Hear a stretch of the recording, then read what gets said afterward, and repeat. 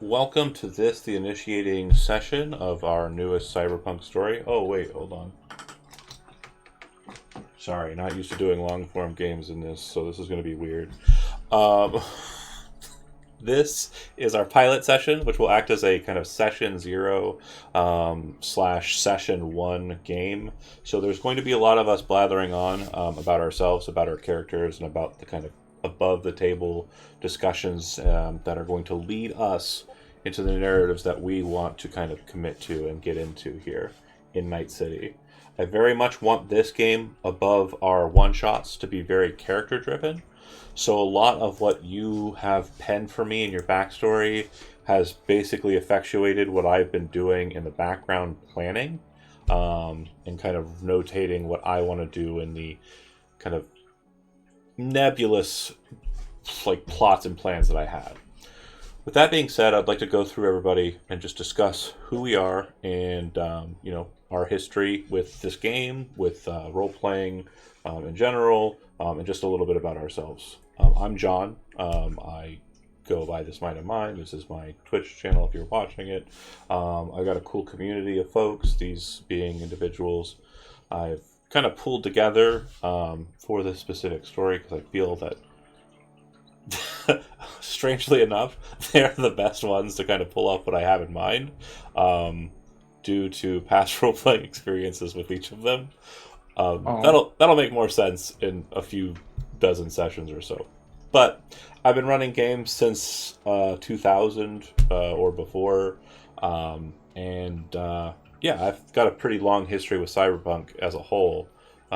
Back in, I had the 2013 books. We got into 2020 when the edition came out, and I didn't touch that 3.0 stuff, but I have gone back and checked it out, and it definitely was very ambitious, but different.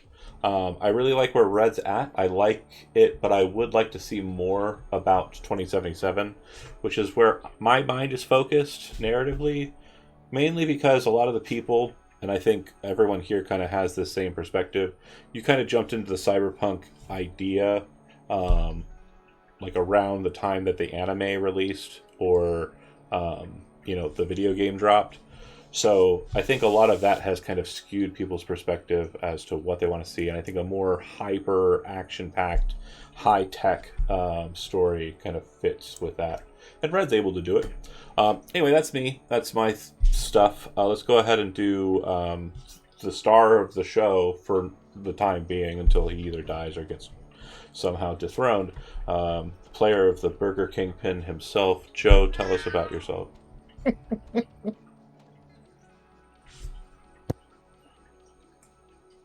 Hi guys, I'm Joe. I'm one of the biggest nerds to ever walk this planet. I play games all day, every day. If I'm not playing video games, I love role playing. A lot of times I play video games to continue role playing. I just enjoy assuming the identity and the life of another character and playing different scenarios out that Joe would never go through because I'm just a normal dude.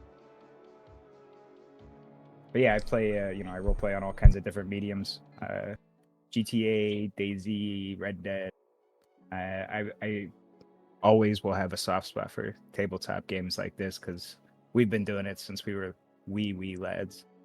I've been role playing since I was 12, and I'm 36 now. So No I love fucking this way. shit. There's no fucking way you're that old. Speaking of old young kids that used Yeah, to be we're kids and old. aren't kids anymore, We're old, bro. Daniel, tell us about yourself. Hey, Daniel. Been role playing since the early 2000s. Really started with John and Joe in person. Um, I don't know. I joined the military. That's the reason why I left Indiana, and it took me away from role playing for years and years. Finally getting back into it.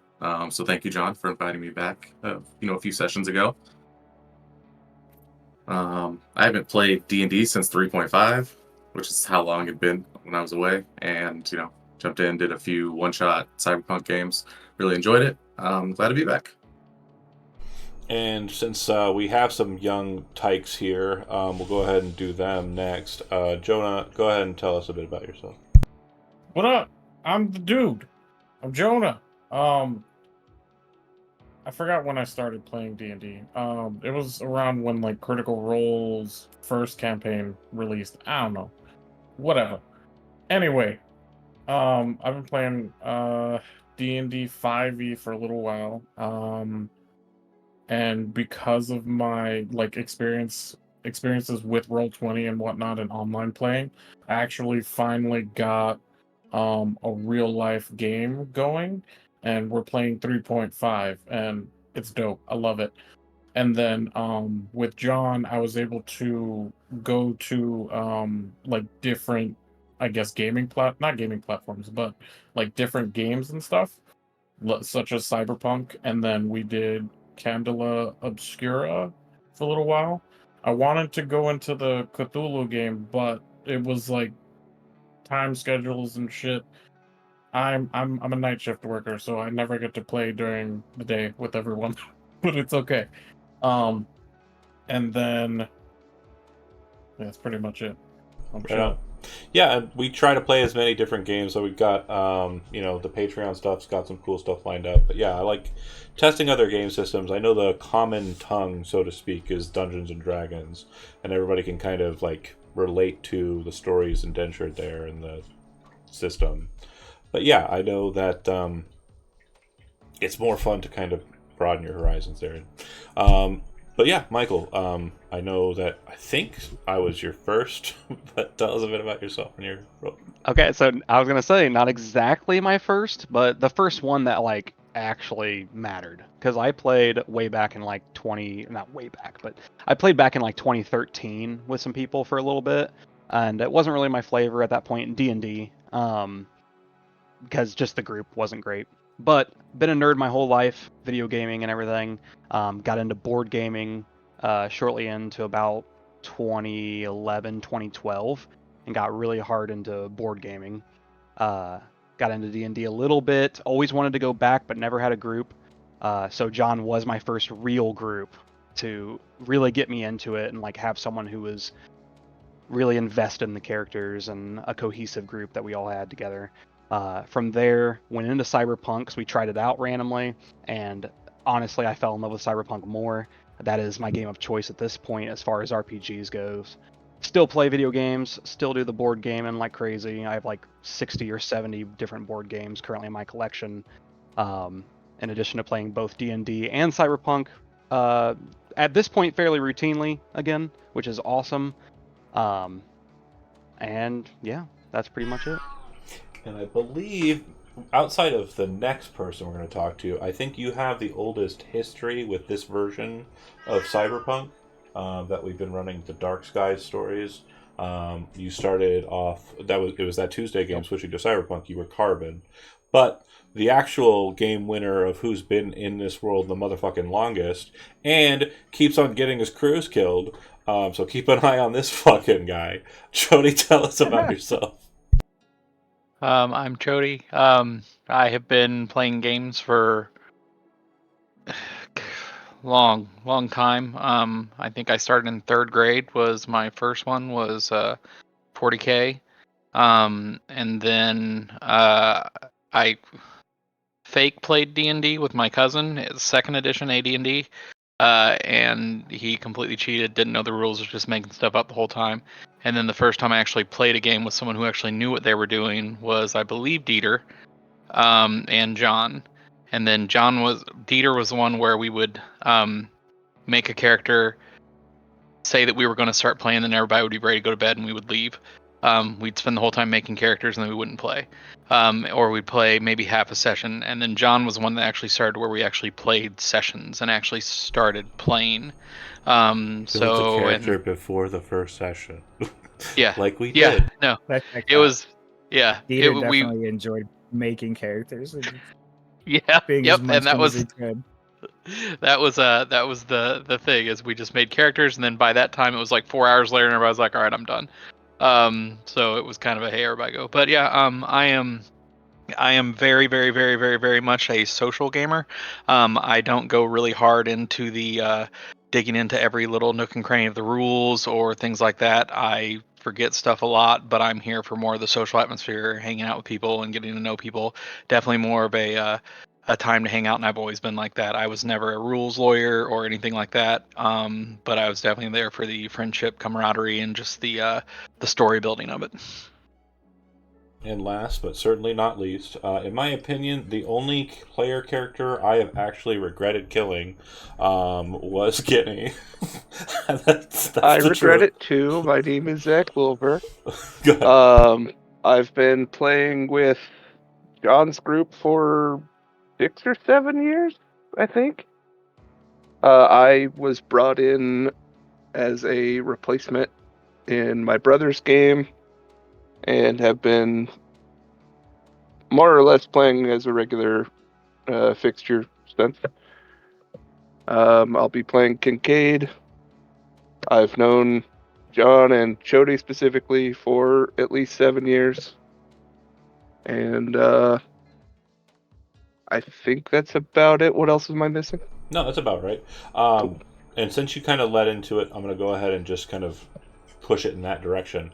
You mentioned your player character. Let's go ahead and talk about your punk. You said his name is Kincaid. Tell us a little bit more about him. What would be readily visible on the person, and just kind of stuff that would be commonly known about him. Detective Kincaid is a larger built man with a strong chin. He wears an older fashioned hat and trench coat and is self-styled after old detective movies he would watch growing up after his life was changed by a police officer in his formative years. Carries himself with confidence, has the stature of a grizzled cop who's seen quite a bit of what Night City has to offer. Did I miss anything? No, perfect. Okay. We'll go ahead and go. We're going backwards. So, Chuddy, tell us a bit about Squints. Squints is a young, bright-eyed child that was lost his way on the streets a little bit, got into some trouble, and started hanging out with the Valentino gang a little bit. very gifted tech, kind of throws stuff together, kind of mad scientisty, and is just able to really scavenge through some stuff and learn where the eddies are, trying to make his way to make his life a little bit better than the scrub he has been doing. So he's ready to make some money.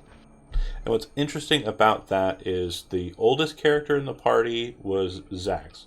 So to give you kind of just a behind the scenes bit, Kincaid is 40, and then Chody, you're playing the youngest member of this group at 19 years old with Squins. We'll go Did we ahead. swap these again? Am I the youngest? You're the oldest. No. Am I physically the youngest person? Physically the Or is it youngest. That's interesting. It could be Jonah? Jonah. Jonah's 25. Oh, hell. Okay, Jonah wins. You're muted, Jonah. Oh, I'm 28, 29. Do you know? Unless you could add. Do you unless know? could add 5 digits after. Hold on, Jonah. hold on. If you start Jonah, with what's- 20 Jonah, when was your anything, you're birthday? beating me. So 29. I'm 29. It still wins. Okay, so it's Jonah. Had to do the math. But let's go on to we're going to talk about Billy Guillotine, and I'll get that here. Go ahead, Mike. Also, Chody, I'm sorry. Is it safety squids? Is that the deal? What do you mean? Just I mean, does it come from safety squids? I think it's after the Sandlot. yeah, Sandlot. Okay, also yeah, good. nice. Sandlot. Nice. Yeah. Hell yeah. Okay, Michael, go ahead. Okay. Yep. So Billy, he is a rocker boy. Grew up in Vista Del Rey, associated with the Valentinos as well, in a way. Parents pretty poor, growing up, just barely making it by. They worked regular jobs that were controlled by the Valentinos in the neighborhood. During a raid of the NCPD, his father ended up defending the shop against the police, and in doing so allowed the Valentinos to get their stuff out and get their members out, which they repaid the favor with honor to the family of him, which was Billy and his mother, helped them get by from then on. He stumbled upon a rock show one time where he started really understanding the message that was being sent about community and the dismantling of the system, and wanted to continue that on. So stole his first guitar, formed the band Rebel Scum, which is a punk rock group. After a while of playing some shows here and there, doing a little bit of small jobs for Valentinos to get protection for his band, since everything's so sanitized nowadays by corpos as far as like music goes. The venue that they were playing in one night got raided. Some of his members were injured, and he escaped. He is now a wanted man, unfortunately, and at this point is just doing jobs for Valentinos again, trying to make a living and sending money back to his mother so that she can continue on living as well, covertly, of course. And that is kind of where Billy is from. And in that, there are several beats that we will come back around to that are formative connections. But we're going to go ahead and move into Big Toes, and I believe you guys are going to see a trend here. So, Big Toe, from what you can see, he's wearing a sort of a mismatch of a mismatch of like different types of gear. Over his Do you still have the jacket. guillotine picture? Oh, not me. Thank you. Sorry. You're good. Over his jacket is some shoulder pads and like some sort of like military vest or half vest. One of his hands is obviously a cyber arm, and then in the parts of the skin that you can see, it's like it's not scarring, right? It's like You've got tattoos. You've got cyber wear. It's basically EMP threading, is what it's called. yeah. Okay. So throughout his body, like that, you can see EMP threading. He also has two different colored eyes. One's a Chiron, and the other one's his normal eye. And then he also grew up not surrounded, but influenced by the Valentinos. His mother was a Valentino, but through some unfortunate incidents with a rival gang, she is no longer alive.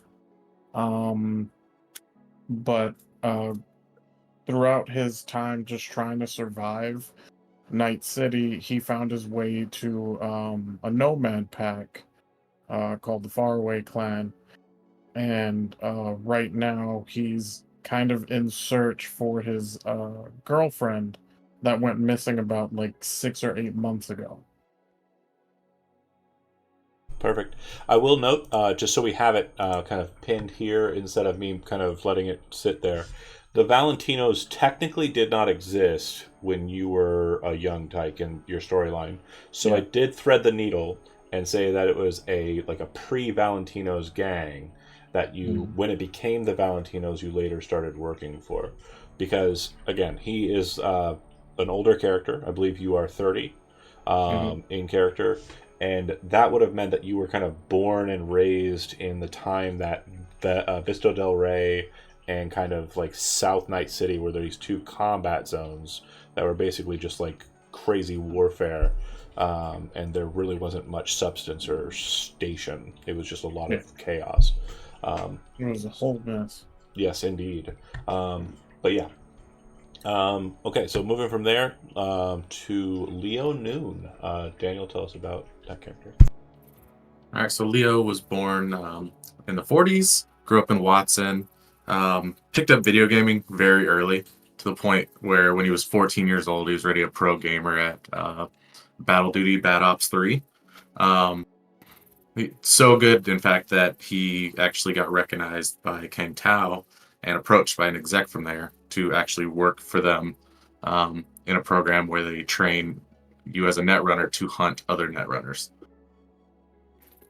Which he did for about 10 years, a little over, counting the training and then the actual working, until he was set up with a bad hit. Zeroed the wrong target, pretty much his life was forfeit after that, and went into hiding. From there, he's just been doing random jobs with his girlfriend until one day she took a job without him and disappeared. So now he's really just trying to figure out who the fuck gave her a job, where she is, and what's going on. And maybe, if he gets a chance at a little revenge for the person that set him up at work, it wouldn't hurt either. And as a heads up for those who, sorry, go ahead, continue. Sorry. I was going to actually talk about him now. He's a pretty frail looking guy, like nothing special. Always has a hoodie on, just trying to be a little bit resolved from, like, pulled back from the world. Really doesn't like physical confrontation if he can avoid it. I was going to say, you'll notice, folks at home, that there do seem to be kind of similar beats or points in some of these. These dorks kept rolling similar numbers on their life paths, so that's the only reason why that's the case. I will say that the last three people who spoke got the tragic love affair, they went missing, so it's all in there. It's bound to happen a lot in Night City, though. Yeah, for sure. I mean, obviously, those dice numbers were chosen for their, higher chance. Like, we have more than one left-handed person. Right. 100%. Okay, so then we're going to go ahead and finish it up. Now, if you've been paying attention to the Dark Sky's story since the 2077 start, he's been there since the very beginning. There's really not much to say that hasn't already kind of been shown, but I feel like this new format gives us an opportunity to explore the character in a bit more depth than just the big boss on top. Joe, tell us a bit about Hungry. Hungry was born into the slums of Night City. He lost his entire family when he was very young. Doesn't even remember anything about any of them. He lived on the streets and survived on his own since before he was even a teenager. He's been doing this shit for a long time. In his adult life, he got his start by buying a food truck and operating a food truck business, eventually hiring a cook, and then using that business to start networking within the Glen. Became a fixer for jobs within the Glen, as the truck was like a neutral meeting ground for people all throughout the neighborhood. And eventually expanded that work all throughout Night City. He's got a reputation for fixing a steady amount of jobs, a lot of things coming in and out. He works with people from all walks of life, corpos, cops, media. all of it. He believes in loyalty above all. He has a habit for overpaying for gigs, whether they go good or bad. And he's also recently gained a reputation for a lot of his jobs being dangerous or lethal. He believes that the gangs are truly the biggest power in Night City. They are just divided. He works most directly with the Valentinos, but tries to maintain relationships with as many different gangs as he can. The gangs generally respect that as a fixer, he's a neutral party, so he doesn't get involved. If like one of them's at war with the other one, they don't really give a fuck what Hungry does as long as they stay out of their way. Current Hungry, he dresses very nice, like a corpo, super rich, but kind of like stylish and flashy, like Italian mafia style shit. He wears a lot of jewelry, multiple rings, bracelets, and chains. The main eye catcher of his whole outfit being the diamond bezeled cheeseburger that hangs at the center of the largest chain around his neck. He's got hints of chrome all throughout his body. His hands are showing chrome in like the fingers, and it looks like the chrome is weaved into the rest of his flesh as up his arm. It goes back and forth between looking like chrome and just like normal flesh. Like that shit's weaved all throughout him. Yeah, I think like the main portion, because again, your neuroport is fucking stacked, bro. You shove so many memory chip slots and shit in there. I'm pretty sure your neck is pretty much just like, you know, a lot of mechanism for sure. Also that and the Sandevistan. Sandevistan. In that, with everybody kind of. I did forget one thing. Go ahead. For cyberware, the only thing that really sticks out besides just, you know, like normal port type normal stuff is if you see his teeth, he has vampires. So those who are not familiar, vampires are basically, it's not just the single pair, it's a set of 4 teeth that are basically pulled out and replaced with larger teeth. And I believe they're on the top and the bottom. And they are a cyberware that allows for kind of a very exotic attack that also has a toxin dispensing into its victim. Okay, so with that being said, I want to cover a couple of beats that are obviously a bit similar. Hungry has connections with the Valentinos. These were made in ways during the sessions, but they also began with a single character. A friend that Hungry rolled in his original initiating roles for character creation in the form of Chino. Chino is a character that rolls with Hungry and is basically his number one guy, right? You know, always at his side, ready to go. The only other person in Hungry's life that is as static is Mac Murrow, and he is the cook that Joe mentioned that he hired for the truck. Now, that would have happened some time ago. It's probably several years since that friendship formed, and Mac has proven nothing but loyal. He drives the truck, and he also does a little bit of security work on the side for Hungry. Now, I mentioned these points because a couple of them obviously should shine for some of you who kind of understand your own character's backstory. But I want to note, too, a specific beat that I haven't told Joe about yet, but want to make sure he understands. So, when you moved to where you moved, you had that past connection. You kind of had that link up to the Glen more directly with your old office, kind of set up in the midst of a camp town for homeless people, where you would basically dispense, the charity that you could.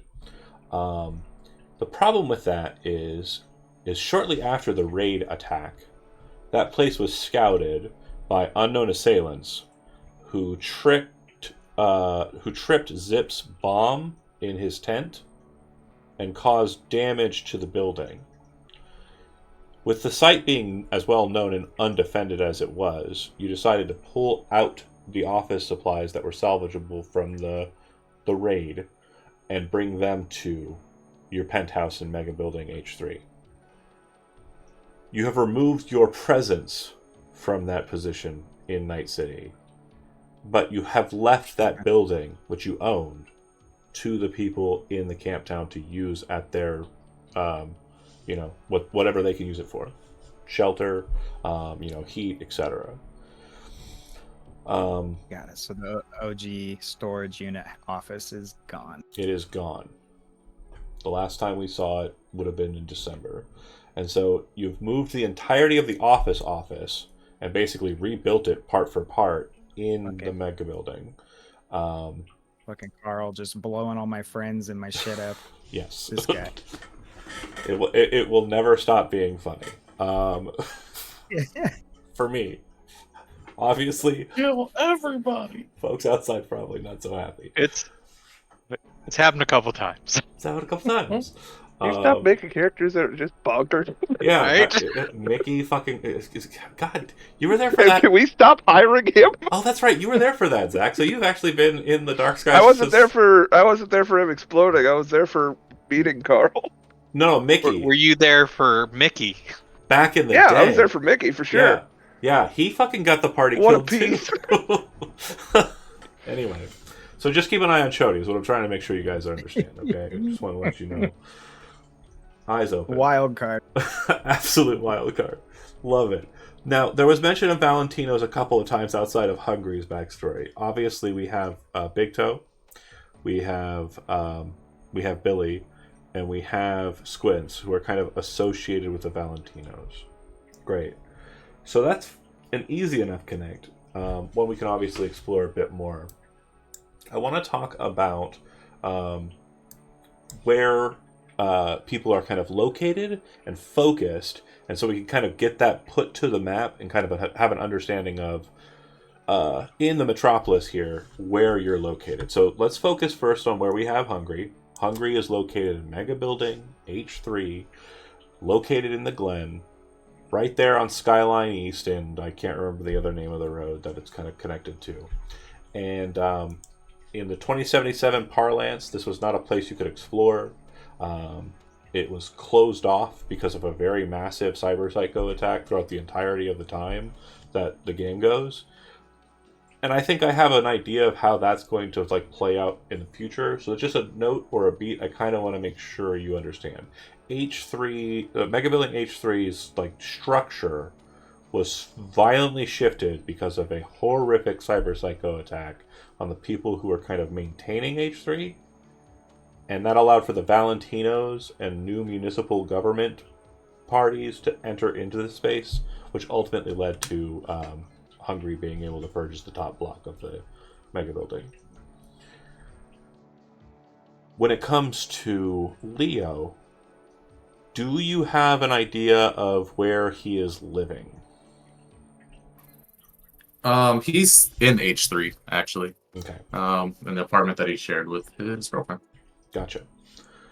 Perfect. So, would you say that this would be on the lower end, kind of in the cheaper, kind of studio style apartments, or would he? Yeah, it'd be cheaper. So you're in block 1, and we're going to discuss why that's important. Mega Building H3 is separated into 3 blocks, and then it has its underside, kind of lower levels. So when you enter into the space through the security doors at the front, you'll be greeted by kind of elevators, some vending machines, simple stuff. The first 4 floors above ground floor are going to be very maintenance oriented and security oriented kind of building structures. Floor 5 is where maintenance has all of its offices. And the main person who deals with maintenance in Mega Building H3 is Jacob Weller. Jacob Weller is a municipal government employee, which means he is not a cop. He doesn't work for the mayor's office. He works for the city. Basically, this is kind of the same thing as waste management, except that it's the official task of Jacob Weller to make sure that Mega Building 03 does not require for it to be quarantined, as mega buildings are a cesspool of viruses and diseases. Mega building H4, I believe, is still quarantined in our timeline due to an outbreak of the bird flu. So, just to give you an idea of how your neck of the woods kind of functions. You're probably in between like 5 and 12 floor wise. Okay? Okay. Then we had Big Toe, and Big Toe, you're located outside of the mega building. Your home is Dustin. Now, for people who are really, really dorky when it comes to like the ins and outs of Cyberpunk 2077, the creation of it, and CD Projekt Red's creation process, there is a section of Night City that was supposed to be included in the video game, but was kind of written out, called Dustin. That is kind of this empty space on the southern side of Westbrook, north of Charter Hill. I took mapping images from the pre-Phantom Liberty and moved Pacifica buildings into this region to create a district, or rather a sub-district, that is basically what would have been a bunch of residences, akin to kind of projects or large low-income housing for folks that never got finished because of the corporations and rich people in Charter Hill basically causing problems with the upkeep, maintenance, and funding for the project. Dustin has become a scav haven due to the readily available, easy to kind of commandeer and make your own apartment buildings, but also due to kind of its location away from pleasant society. One portion of Dustin, though, is not scav related, and that is where the Faraway camp is located. Camp Faraway, or Faraway rather, is located here. Amanda Faraway was a nomad who, after 2075 or 74, I can't remember which, a bunch of nomad packs were basically being blasted by the Raffen Shiv, as the Raffen Shiv tried to take over more control of the Badlands, both south and east, right? And so Amanda and a group of about 100 people, just over 100 people, formed this camp. And the nomads that are present here are not the kind of nomads that you're typically familiar with. Your cowboys, your gun runners, your people driving fast cars, yeehaw. Some of them are like that. Big Toe is like that, but most of them are literally just construction workers. One aspect of nomad packs that is very often forgotten, but is definitely deep in the lore, is that they just do hard labor for money. They form contracts with companies, and they go in and they do jobs. So Amanda has been serving as a bit of a fixer in some regards, in trying to get contracts for the people who are hard labor workers to work up in North Oak, which is the rich people district. And as you can see on the mapping, our North Oak is a little bit different than the video game's North Oak, because I don't think the video game has enough houses on this place for it to be kind of believable. There's like 3 houses in the video game, and for me that's like, there are 3 rich people. I need more rich people, because that just gives me more people to hate. So yeah, that's Dustin. And your contact with the Valentinos is not as kind of grandiose as it used to be, right? Fair to say, Big Toe? Yeah. Not as well connected. So might be the case that we don't go the Valentino connection route with you in the kind of connection to Hungary, and more kind of going with we have people who are willing to do hard work. Maybe some of those hard workers were the ones who moved Hungary's office to Hungary's new office and did the construction work there. And that could have been how you and Hungary kind of met one another. Yeah. Moving to Michael. Valentino connection, obviously a little bit more pertinent for you because it's still current. And you've been doing some exploratory work in the situation that happened with your band. Now, the band kind of folded, right? It doesn't really exist anymore. As far as you know, Molotov, the drummer, got shot in the face and is dead. And Ripper, the bass guitarist, was taken by a cop whose face you will never forget. And he threatened to kill him if you did not show yourself. You, in panic, fled, not knowing the fate of Ripper, whether he was incarcerated or not at that time. And you would later learn that it was for certain he was put in jail. And you were not able to get the name of the police officer, but you do know that he works for the Crime Scene Investigations Unit. So with that, you're a Valentino punk. It's very easy how you got your connection, and I think the main reason why you got it, at least what I've got written in my notes here, is that you're also in Mega Building H3.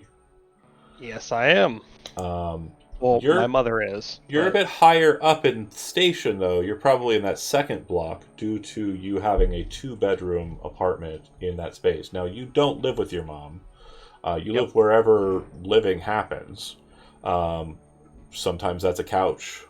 Sometimes that's near a fire barrel out in the middle of an alleyway. It's whatever. But sometimes you end up at your mom's house.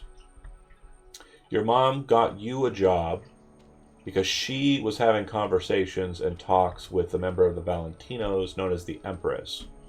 The Empress is the leader of the Valentinos in Mega Building H3. She's not the leader of all the Valentinos. She is simply the one who has control over Mega Building H3 and reports directly to Zoe herself.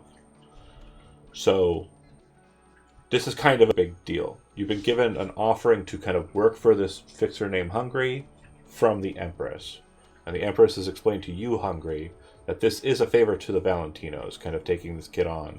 And the last time you took on a favor kind of character like this was Cryptid, if you recall. So you get a bit more to understanding of what his skill set is and what he's capable of doing than you did with Cryptid. You know that he is a very loyal and very spontaneous individual who's willing to pop into action and do what needs to get done. So that would be your kind of connection there, I think. Any questions on that one? No? Okay. And then Squints, similarly, you also are Valentino's locked. You're a bit more of a tech, though. So I think that we discussed that moving situation where Hungry had to move office from location A to location B due to your other characters' situations. So I would say that exploding stuff. I would say that when the Dustin crew, the members of the Faraway Nomad Pack, come to move stuff, they're the physical labor, but Squints is the person who's like the IT kit, the installer. Obviously not IT specifically, like it's more Netrunner purview, but you're the one who's installing the shit. You're the one who's kind of putting together the power supplies in the network, in a sense. And I am not fully a Valentino. I am just a friend of them. I hang out. I'm not. Nobody here is a member of any gangs. Okay. Absolutely. Now, last but not least, back around to you, Zach. Now, Kincaid is a bit of his own man. He's not a job seeker, normally. However, the last kind of beat of your story is that you're kind of down and out. He became a job seeker. And you're currently unemployed. Well, you're technically employed, you're just on... I'm on unpaid leave. Unpaid leave. The other thing, too, is you really want to form connections with Murphy. Or rather, for Murphy. Or Murphy. So Murphy has some ideas as to what she can kind of bring to the table and see who she can kind of formulate relationships with. I'd say in a way, you're basically her moral Geiger counter, right? Sure. She wants to form a relationship with Hungry. She's not going to go meet with Hungry because of her condition. So she basically finds a way to get you in with Hungry so that you're going to work with this individual, and if it's kind of like, okay, no, he's a scumbag, then you two just walk. Well, one of you walks. One of you rolls very fast. That's a spoiler. Fair enough. Spoilers, John. I think when you said that, the only thing I could think of is like, I'll type it in the chat for you. I'm sure it's a rip roaring great joke. It's so good. It's so good. Hold on. I'm gonna type it. Then you can Okay, everybody else wait 5 to 10 minutes. Yeah, sorry, I typed slow. So what's This is gonna be a cool the dynamic. situation here? Okay, there it goes. I typed it. Let me jump down to newest. Okay, I like it. That's a I good like joke. that. It's a good joke. It's very fast. Thank you. Okay, so I'd say that Kincaid is being kind of introduced to you, Hungry, as a police officer. I don't think that that's going to be kind of like obscured. Do you agree, Zach, or would that be something that you'd want to try and keep on the low? No, he wouldn't be like flashing his badge at everybody, but it's a pretty there's an honest tell about him. Yeah. It's not like he's hiding it. Gotcha. So it definitely is kind of a situation where you understand that this is a lawman. When you do your kind of research, what you find out are 3 important points. Point number 1, he works for Vice, which means he knows a lot about the drug trafficking and kind of like illicit firearms and like basically alcohol, tobacco, firearms, and like drug trafficking and shit into and out of Night City. So he's actually a bit famous, or so the kind of tabloids go. Back in 2060, apparently him and his partner were in this huge chase on the 101, and people say that it was the inspiration for a movie called Bushido 10, which is the last movie that kind of aired at the silver screen up in Northoak. But anyway, you would also learn that he is currently in a bit of a bind. He has been on administrative leave without pay since December. I think, no, further back than that. Since August. So he has been out of a job for With pay? without pay. Without. Yeah. That's very unlawman-like. So you don't know why that's the case. However, I will give you an opportunity to make the first roll of the game and try to learn why that is the case. So, with skills, I believe that what I am looking at for this specific skill is going to be streetwise, or if I believe the roll also gives you an option for rolling something here, right? Let me double check. Fixer.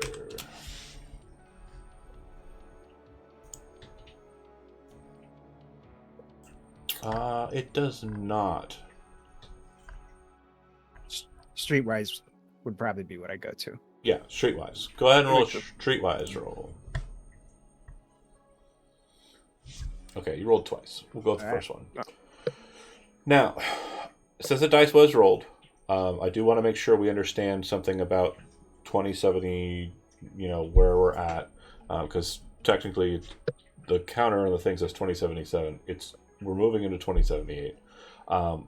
But I want to make sure we understand how rules that were played and how they were played in the past are going to be working in this campaign.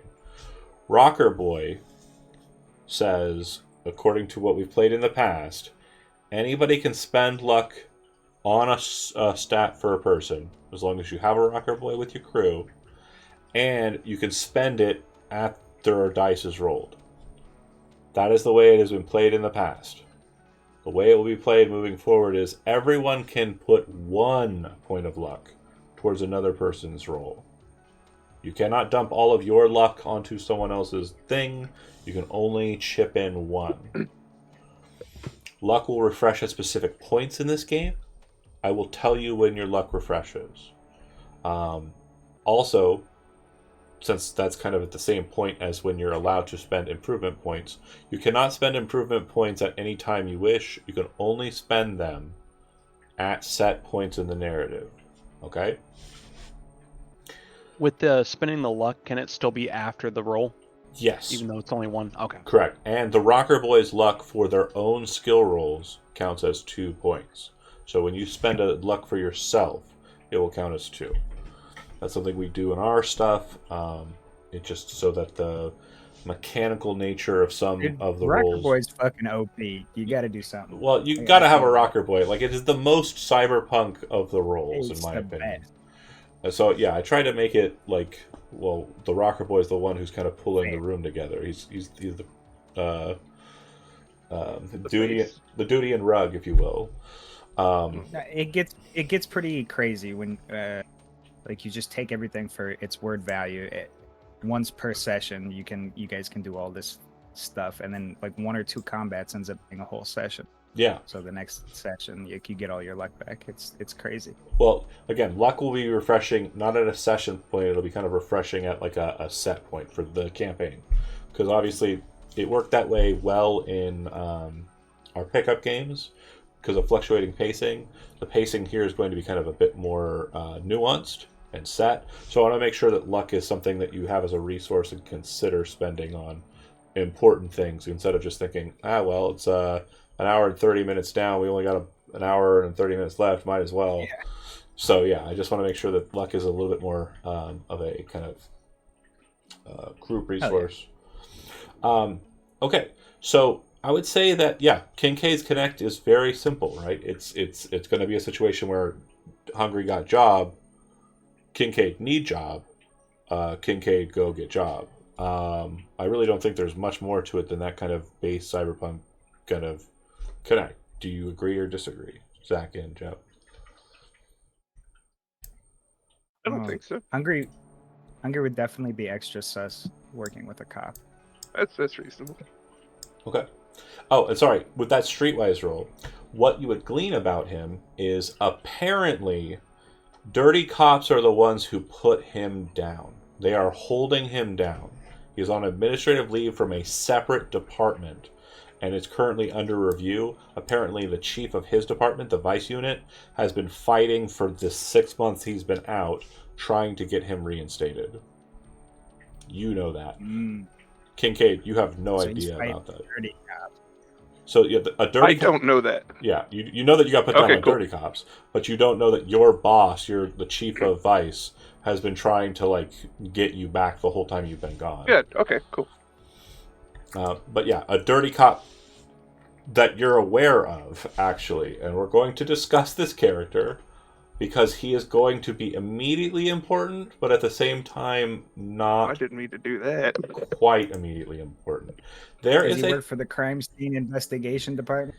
you're putting He shit sure together. is. You're putting shit together. You're putting shit together, and I love it. It's beautiful. So the individual in question's name would be something that you know, Hungry, and obviously you know, Kincaid. Now these are not people that you're immediately kind of focused on being the, a be all end all of what you're doing. Kincaid, you're trying to make money. Hungry, you're trying to make money. This guy right now is just a point of interest because for you, Hungry, Bart Jarvis is a police officer who appears to be on the take. It looks like there is a past connection with Militech Reclamation, which you obviously have problems with. But it also looks like they are in cahoots with formerly Barghest, but now an undetermined interlocutor in Boxville. Barghest is the gang that runs in Dogtown. They were running cartel through Dogtown, and that kind of got shut down when someone, an unknown netrunner, murdered the commander of the Barghest, and they've basically been eating themselves or chasing their own tail ever since. Dog joke intended. Boxville has been a kind of melting pot of people, and for a very short time, the Andersons Nomad Pack, that'd be Mooney's Nomad Pack, if you recall, was able to kind of keep a balance and a peace there. But unfortunately, what has happened very recently, like in the last half of December and into January, is that Boxville has basically fallen to scav elements. It has returned back to its roots, so to speak. And they are trafficking things through Boxville once again. So you're kind of aware that this Bart Jarvis guy seems to be popping up in all of these kind of situations, even though he shouldn't have anything to do with this crap. Obviously, Michael, you recognize his face. You do not know the name Bart Jarvis. You just know that the guy whose face you remember works for CSI. And obviously, Kincaid, you know Bart motherfucking Jarvis. You invented him. Question: did you keep him at any particular rank, or is he still a detective? He's still a detective, correct? Okay. Yeah, he is a he would be called a lead detective. So basically, whatever Okay. case he's on, he gets priority. Okay, so we've got a beautiful kind of grouping there. Obviously, there are some connections that can be formed through roleplay. There are some connections that are present that are kind of immediately known. So there's probably a chance that Squints, you've met Billy because he's doing jobs for the Valentinos and you're doing jobs for the Valentinos. So obviously you kind of get a devil may care attitude from Billy. I think he's kind of like a kind of guns blazing kind of guy. Is that fair to say? For Mr. Guillotine? Yes. And Yes, then very much. you get Hot that, tempered. you get that from Squints. He's a very nerdy kind of guy who's very focused on the task at hand and work. Fair to say? Yeah, but he's also kind of a scatterbrained as well. Yeah, So sure. just kind of Fluff-headed. very, yeah. Yeah, he's definitely going into situations where you two will probably, like, alongside some other Valentinos, kind of looking at the situation and going, what the fuck are we doing here? Like, we should not be here. But then kind of realizing, fuck it, we're here, let's party. I still don't think I should be here. I should probably get this job done faster. That's how Night City is. Yeah, that's Night City for everybody, even you olds. So, yeah, Kincaid, easily linked. You two young bucks, easily linked. Big Toe, got you connected. Last but not least, so Leo, I don't think you're locked in with the Valentinos, right? Like that, we missed that one for you, right? Correct. Yeah. Cool. I would say that you probably come due to reputation, right? But I also kind of want to float an idea that is kind of interesting to me, at least.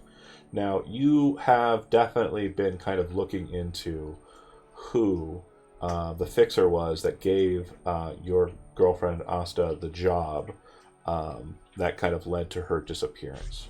And that name would be very important for you. Now, I would say over the last few months, you've definitely been trying to get gigs from fixers just as like an initial kind of ferreting and trying to get that information out of a fixer if they have it. Or try and find a fixer who might be able to help you kind of, or might be able to point the finger, so to speak, at a potential kind of, person, right? Yeah.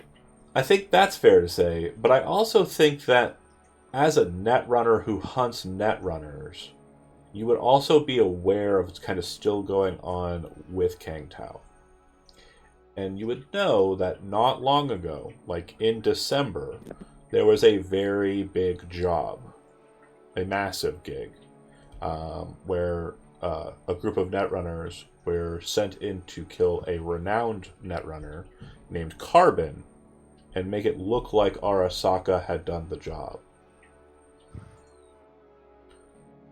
So you're aware that the individual Carbon, the Netrunner named Carbon, had several Netrunners who were associated with him. Lamplighter, Asurus, there's other names that are kind of present there. But I would say that the thing that seems to bind all of those people together is hungry. It seems that this big man has a lot kind of he's involved in, or kind of like ingratiated in, that would be kind of important to kind of get more info on. And also, it sounds like his jobs are a little dangerous, but they pay really well, what people are saying on the streets. So, you get an invite. Obviously, due to the lack of net runners present in his Rolodex, due to, matters at hand.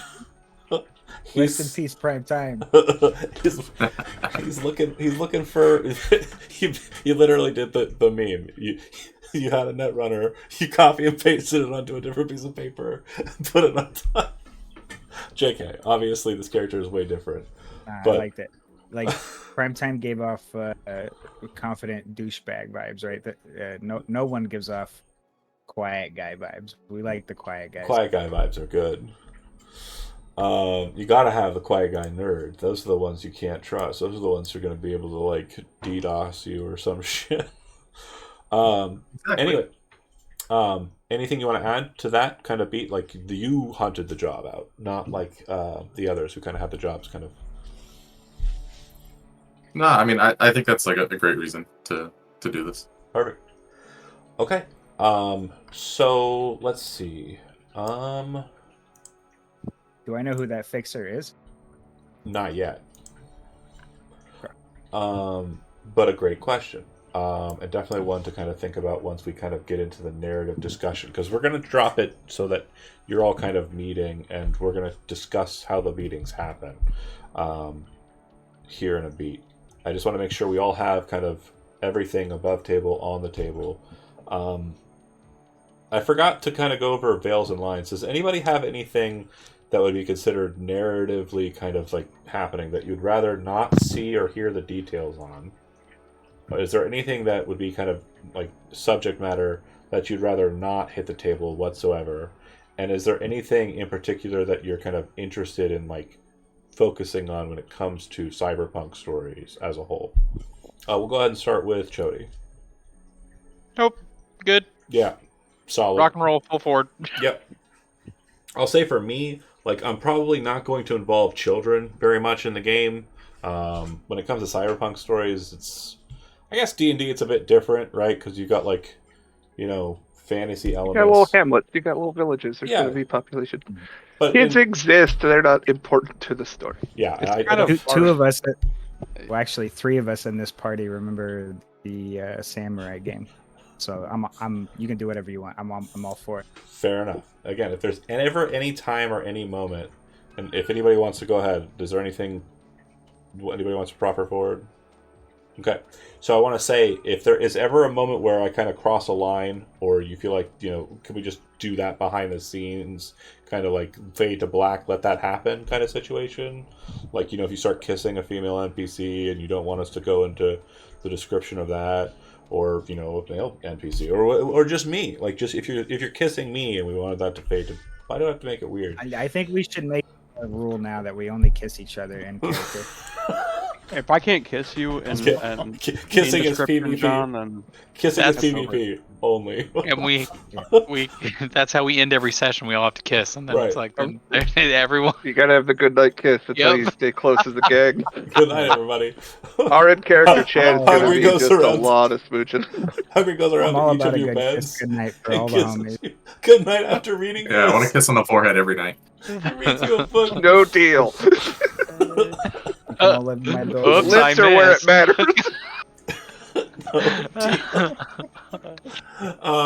Okay, so obviously very loving group, but again, at any point, I just want to make sure, if I'm talking too much and you want to say something, cut me off.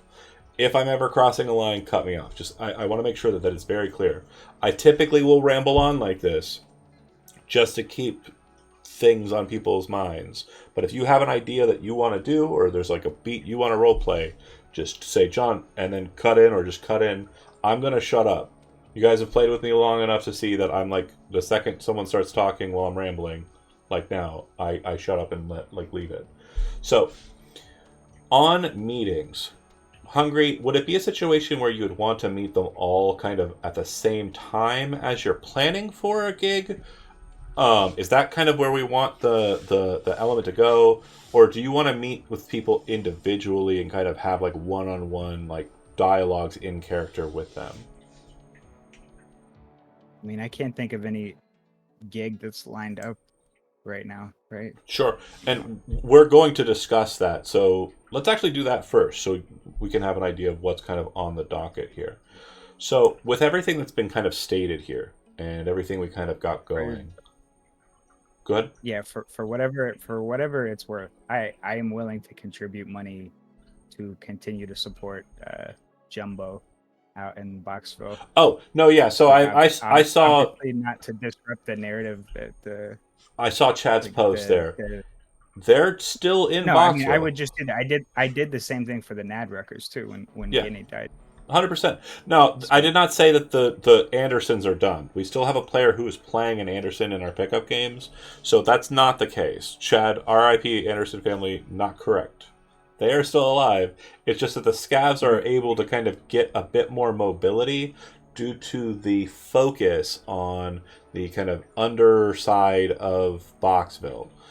There's a bit more of like a freedom for them. Also, the Gibsons, which was a family that was helping the Andersons kind of maintain order in Boxville, have pulled out and are going back into the Badlands for reasons as yet undetermined.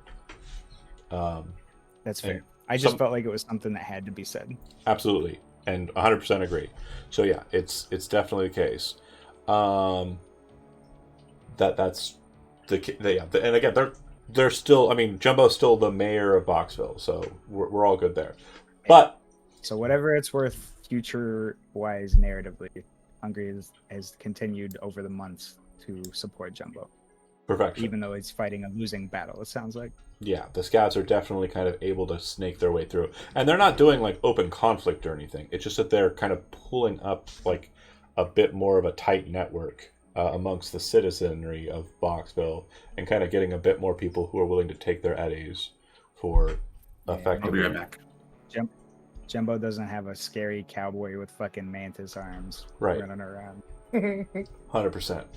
That was definitely what was keeping everybody at bay. Rest in peace. My day one. Remember when Dude, this- remember when Reggie dude, like yes. I'll jumped never ar- forget. I'll jumped never around forget him the like a scene. puppy dog? Well, For- we were pointing guns at each other, ready to go in character, and yeah, Reggie kind of I'm flipped so out and sad went that didn't spaz stream. Sicko mode. That would have been the best. It's such a good memory. Half the party I'm just versus half the surprised. party. Day one. I'm so surprised Johan rolled so well to avoid You Reggie fucked up. the whole time. The whole time. Yeah, but you fucked Yeah, up. you did. You fucked up later on. I know. No.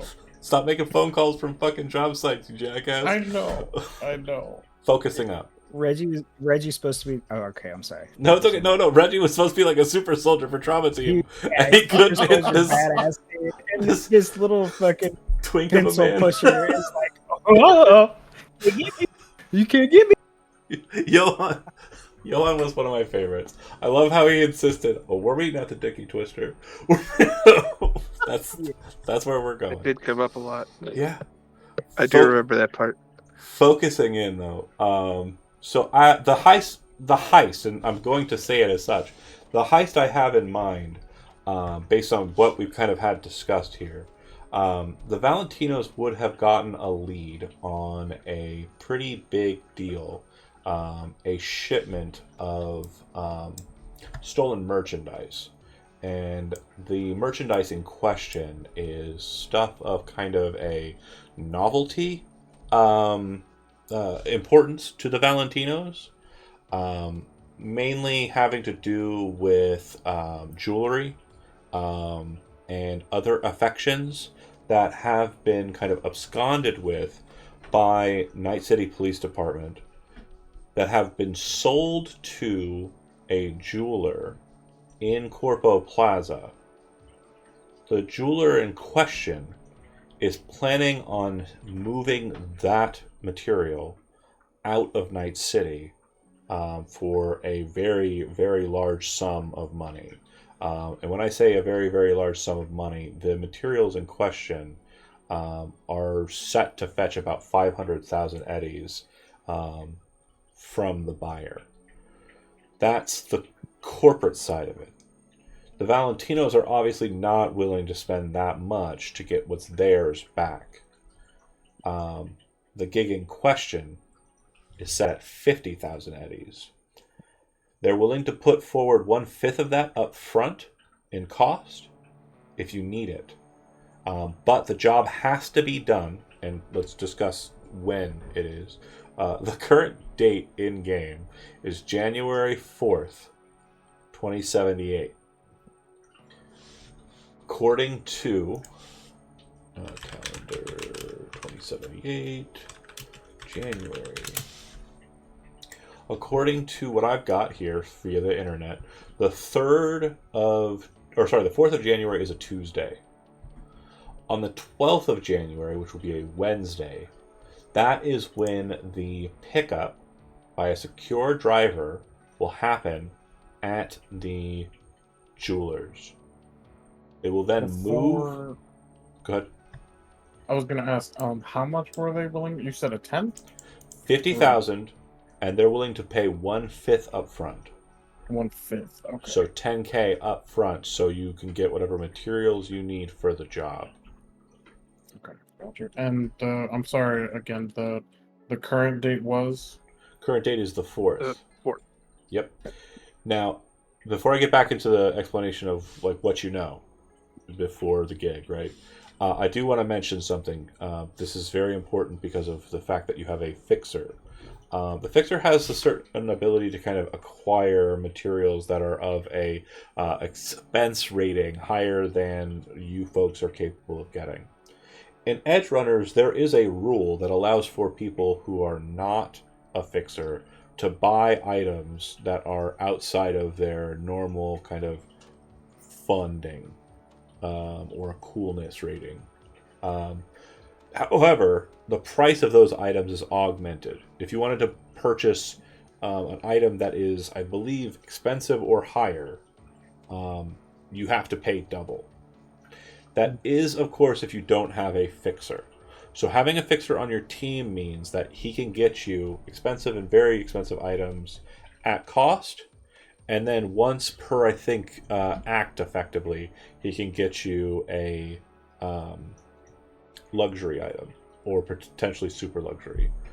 I can't remember exactly what it is for the rank that he is as a fixer, but it's either luxury or super lux, or both. Do they have to do a night market? They can run a night market, but that's a separate matter entirely. That's just to kind of buy a lot more wholesale, and that's more of like a role-playing element that we'll kind of explore if that comes up. I don't think it'll come up until the cheddar is in. That way the market can be more utilized. Does that make sense? Yeah. And is that a fair assessment for you there, Joe? You probably don't want to spend money you don't have.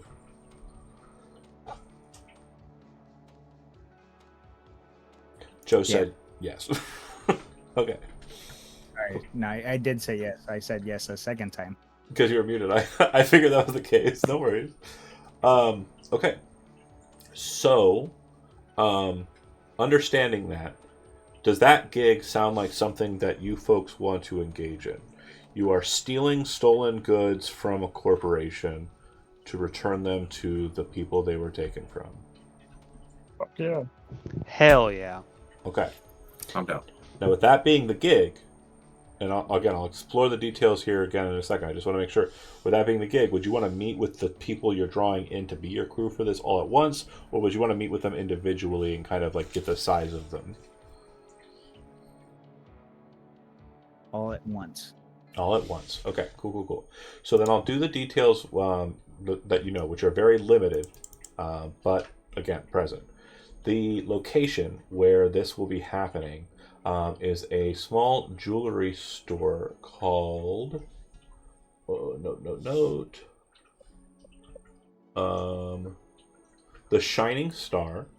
and it is located in Corpo Plaza, or just off of Corpo Plaza, behind the Militech building. I believe it is located here. And I'll mark that with a bullet for now. It might move an inch or two. This but, one? Hold on. This one here. Ah. That Arasaka building is in the middle of Santo Domingo. It actually has history, but I won't get into it. So Let's just this, blow it up. Get it out of the way. it wouldn't have been the first time the building has been blown up. It got orbital Just, lasered in 2045.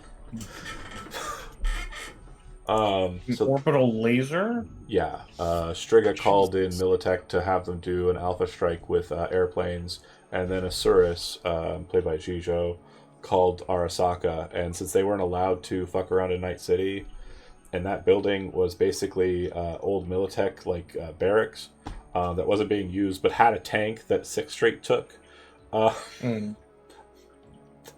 Militech wanted to damage the tank and then recover it so they could use it. Arasaka did not want Militech to have the type of tank that they had in the city because it caused problems for everyone. So the second they got the call, they called in an orbital laser to blast it out. Good times. Anyway, No. focusing. Rest in peace, Tank. Yeah, tank go bye-bye.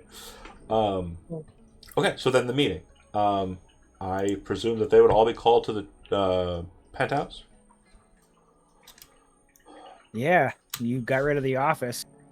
So that's all I got. No, I didn't. It was Chody. Oh, the office is Carl, gone. Carl, you're right. We're moving past. So wait, the office that we helped set up is gone? No. No, this is the new office that you just set up. Okay. Yeah, that's the link. You helped set up this Yep. house. So it is in the tops of Mega Building H3. It's on floor 55, which when you enter into the building, each of you would probably have a similar experience. You'd be basically met by Valentinos. Some of you would already know access to the building because you're from it, but you'd be given by the Valentinos a gold chip, like a gold casino chip. And when you get into the elevator, it allows you to kind of access with it because of an RFID in the chip, the higher floors. Hell yeah. Go ahead. Do we have to use that chip? If you don't hold it or have it on you when you go into the elevator, it won't automatically display the floor 55. Basically, it's like a... Basically, what I'm saying is if I want to show off and say, hey, I can pop in here and get... You would know that it's probably not the best idea to kind of if I'm trying to get a job. break your own... Because you're the one who set up the security here, kind of. Oh, never mind. So Please get trapped in the elevator. it's not really showing off. It's more Gotta call the fire department. Look at the job I did. I set up exploits. Don't you feel horrible for hiring me? Don't worry about that. Nope. Okay. Yep. Erase. Sorry. No worries. Now, I was trying to get a foothold, so we want to hire me. I will say that when you get into the office, some of you have already been in this office before in character. That would be, I would say, Big Toe, Squints, and some of you haven't, but have been in this space as a player. I know, Zach, you haven't seen this handout, but the space that you're looking at here, this is Hungry's office from inside of the small little kind of warehouse or storage shed in the middle of the Glen that he had. It's been moved whole cloth into this room and set up. And so instead of looking outside and seeing kind of like shitty Night City out the windows, like on the street level, you're looking at it from 55 stories up. So I'll leave it to you.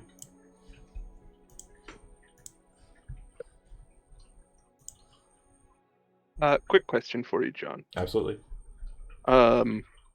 Would I have a badge?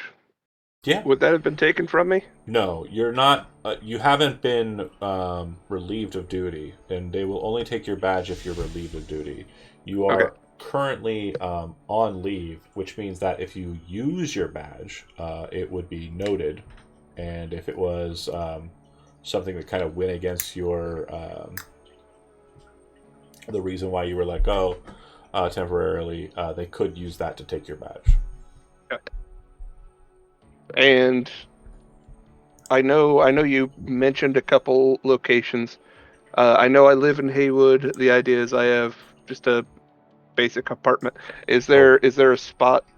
Let's go ahead and do that. So what kind Sorry, of... I don't mean to slow you down. No problem. Because we also did discuss Big Toe. Well, we discussed Big Toe's their residence. They live up in Dustin. We didn't discuss Leo's place of res. Oh no, we did H3. Yeah, you did. He lives in my Oh, man. building. So does fucking Squints doesn't. Where does Squints live? I know I forgot somebody. Where He do lives you? in H3, doesn't he? No, I don't think so. Did you? No, he doesn't live in H3. He just helps set up the. Oh, my bad. That's right. That's right. But Yeah, you- I kind of bounce back and forth between Valentinos and stuff. That's actually how I got involved with them. I befriended one of You the could live in recruiters. my building if you want to live there. Or I have a pretty cool location if you want to live somewhere that's a little bit like more your own space. Okay. I You mean, wanna if go I with can that? get something, yeah, Okay. absolutely. So you live in an apartment called Brick and Mortar Apartments. It's currently marked on map here. I'll move this off the board so you can see it by this Over by the netrunner river? marker. You live on the second floor.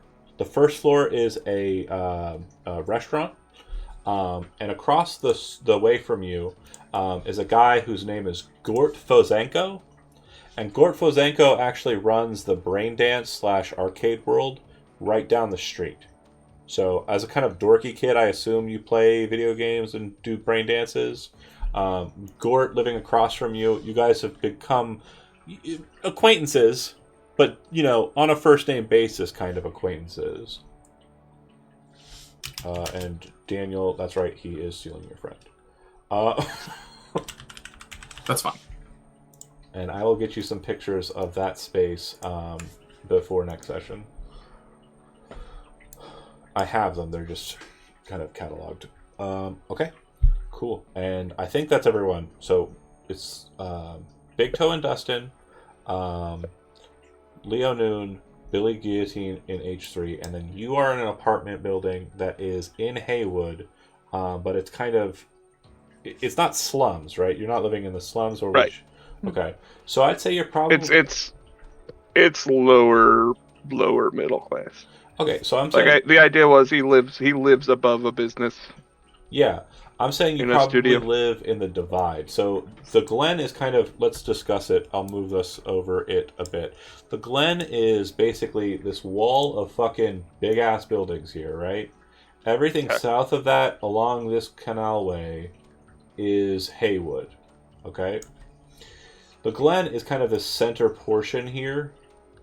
And then this narrow strip along the side is Vista del Rey. And then this kind of section here is Wellspring. Wellspring is currently held by a gang called the Joe Boys, who are a subsect of the Valentinos that are led by a guy named Junior, who has basically kind of created a circumstance in Wellspring where the gang is actually doing work to make sure the corporations don't take advantage of like citizenry. And so a lot of rent-controlled spaces, but also the community kind of works together to make this place as immaculate and like nice as it can be.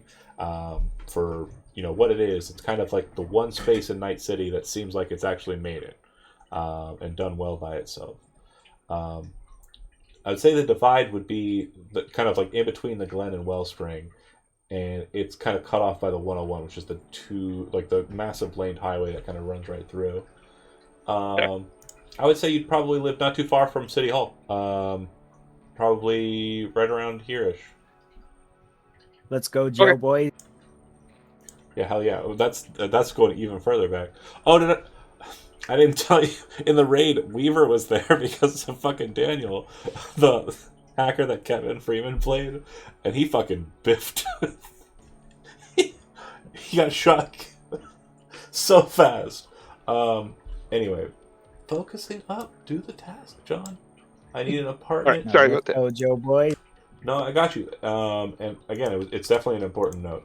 I'll get some pictures of that place before next Yeah. session as well. Just I plop them remember. down I somewhere. I just remember. wanted a rough idea.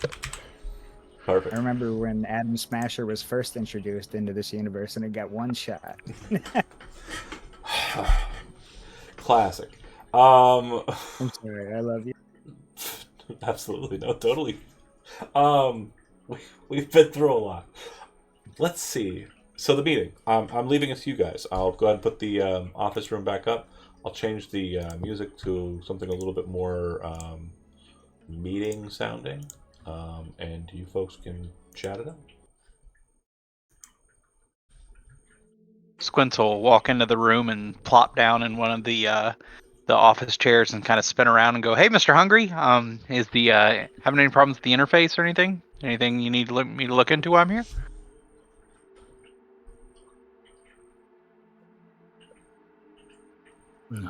Everything's been running tip-top shape. I appreciate your good work. Nice. He leans back in his chair and waits for the others to show up as well. Do you put your feet up on the table? I don't think he'd go that far here. Okay. I don't think so. He'd lean back and pop in the chair and even spin maybe, Yeah. but he won't put his feet on the table, I don't think. Okay. Just making sure. Because you will note that Chino, obviously, like I said, he's always by Hungry's side. He is present. But, yeah. Continue. Next. I'll go in. I'll sort of carry myself with a bit more distance. I'm not terribly familiar with Hungry. I'm sure I've heard some about him, which is surprisingly good information. Like oh, he's a better person than I thought. But I'll stay mostly quiet. Shake hands. Introduce myself with him. Yeah. Hungry would actually stand up and meet you halfway, shake your hand, and then hold the chair out for you to sit down in before he goes back to his seat. Well, thank you. I'd also say that handshake is probably a meaty one, to be sure. Both of you are pretty on the thick'em scale, so I imagine that's like a almost predator kind of like You son of a bitch. one of those, you know? All right. Leo will walk in next. Just very meek. Hi. How are you guys? Is the seat taken? Points at random empty seat. Never see kid. I appreciate it, sir.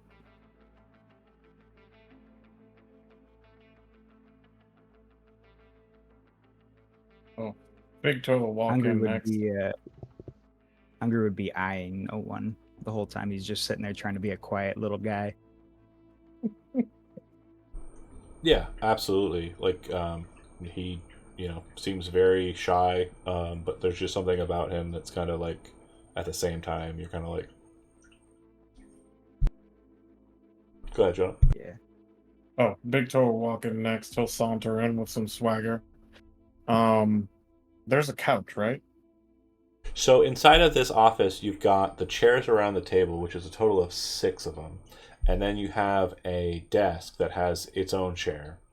It looks like there is not a couch. The couch is outside in the hallway. Dang.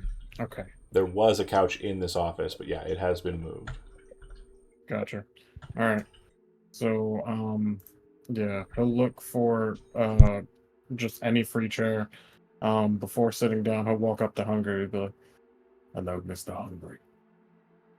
You're in need of a driver."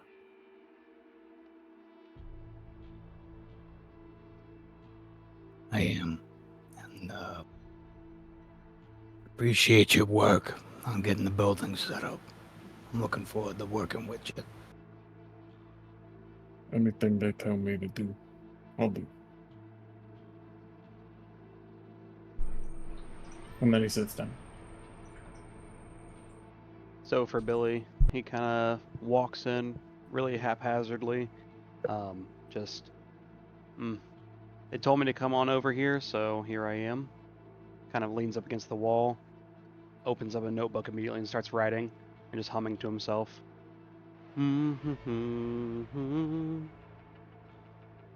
Billy, it's good to finally meet you. I got a decent job opportunity here for you, but if everything pans out, I might be able to help you with a more personal situation.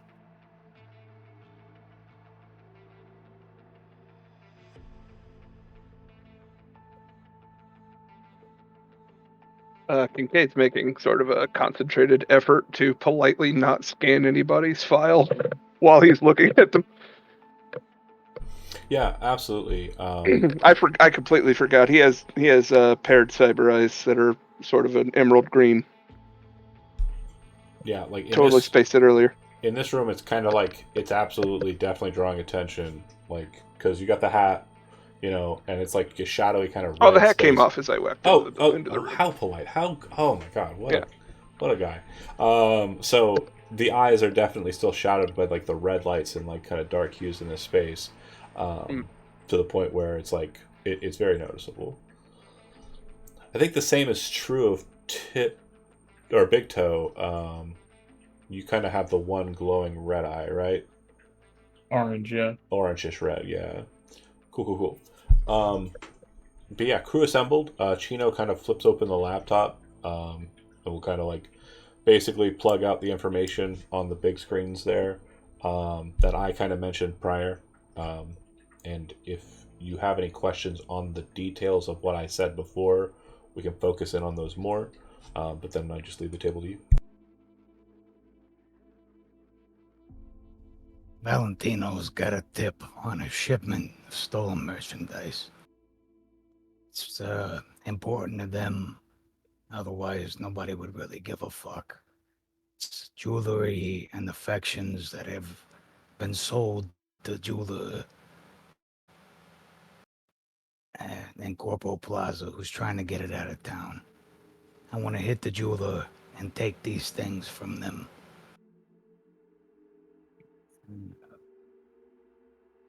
I'm offering to pay 5,000 eddies a head if we're successful, if you live through the hit. Live through? What? Well, yeah, they're not just gonna reach into the pockets and fucking hand them to you. It's a little bit of strong arm smash and grab. Yeah, but for 5,000 eddies, I mean, there's gonna be some risk. That's a good paying job. Much better than hooking up the systems here. I am a-okay with that, sir. Does it have to be loud? Is there any other way to get the goods? I don't know. As far as I'm looking at it, it's just hitting them when they're trying to get it out of town. But, you all have different skill sets, different things that you could possibly do. Maybe we hit them at a different time.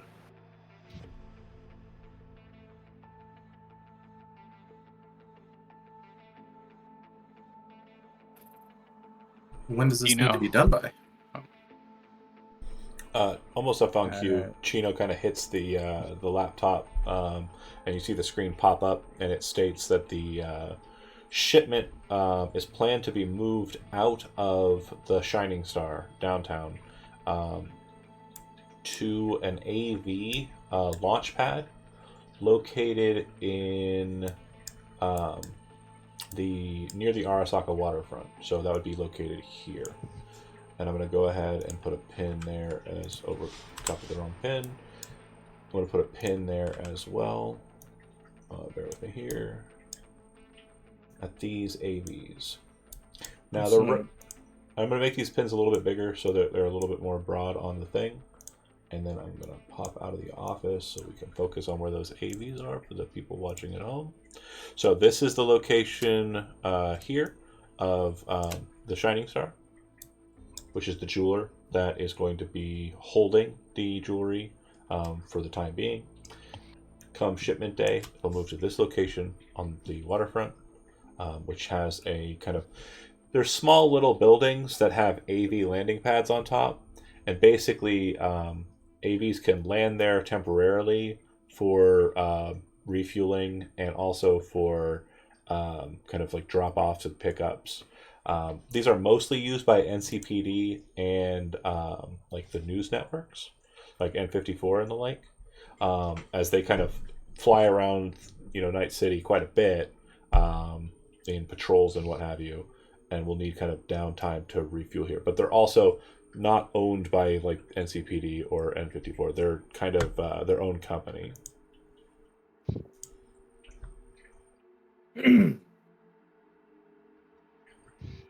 Hungry would have made it clear that these were already stolen. Is that right? Yeah. Okay. I don't want my first job to just be, yeah, we're knocking over a jewelry store. Welcome, Mr. Cop. Was there any details on how it's going to be moved? Yeah, absolutely. So when you kind of ask that question, Chino will bring up kind of information. The Shining Star has in its motor pool 3 armored behemoths. It also has one. It's the SUV, and I always forget the name of it, but it's basically an up armored SUV. It seems that the payout here is large enough that it would warrant a behemoth moving it. However, special clearances and licenses will need to be attained with NCPD to move a behemoth, because behemoths moving around on city streets, not great. They're basically war vehicles, and then if they're just going to move the SUV, that would be their kind of own thing. So they're going to have to basically try within the week to kind of get that licensing, if they haven't started that process already. And then once they have the bureaucratic okay to move the behemoth, they can do so. They've got 3 behemoths. And is it a gang faction that is running this operation, this movement, or is it? It's a corporation eventually. Correct. So the Shining Star is its own company, and they, according to the document that Chino's got up, they recovered this jewelry, these affections, which you have some pictures of, and to kind of give you an idea of what we're looking at and talking about. You have a golden statue of Santa Muerte, which is a Valentino kind of like, it's like one of the most honored kind of things in Valentino street culture. It's the saint of the dead, and so it's like a woman whose face is kind of like split open, and there's like a skull inside. It looks like the skull is made out of like ivory or something, and it's a very beautiful and ornate kind of statue. And then there are several kind of crosses and Valentino V's that are kind of in gold, and kind of emblazoned with gemstones. These look like they're I mean, again, it just looks like it's affections, kind of things that are not useful, but definitely worth some money. Can I start looking for maybe some building plans for the Shining Star and seeing anything I can find? Maybe their deliveries, how they deliver, or previous ones that they've delivered to see. That's a great question. Search the web. If you have library search and you have any ranks in it, you can start doing that. If not, you may want to pass the buck to someone who has that as a capability. I have a question. Library about the search. behemoths. Sorry, it would be under education. Jody, go ahead. Would the Faraway clan be looking for something like that, or like, is it even feasible to bring that to them? Bring what to them? The truck? Yeah, a behemoth. Oh yeah, you could get a behemoth out to them, sure, if you can get one.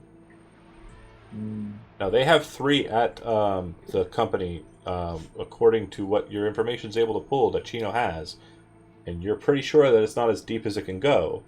The company is a LLC called The Shining Star, and it is a jeweler company that seems to have been set up as a shell company, but you do not know who created the shell company.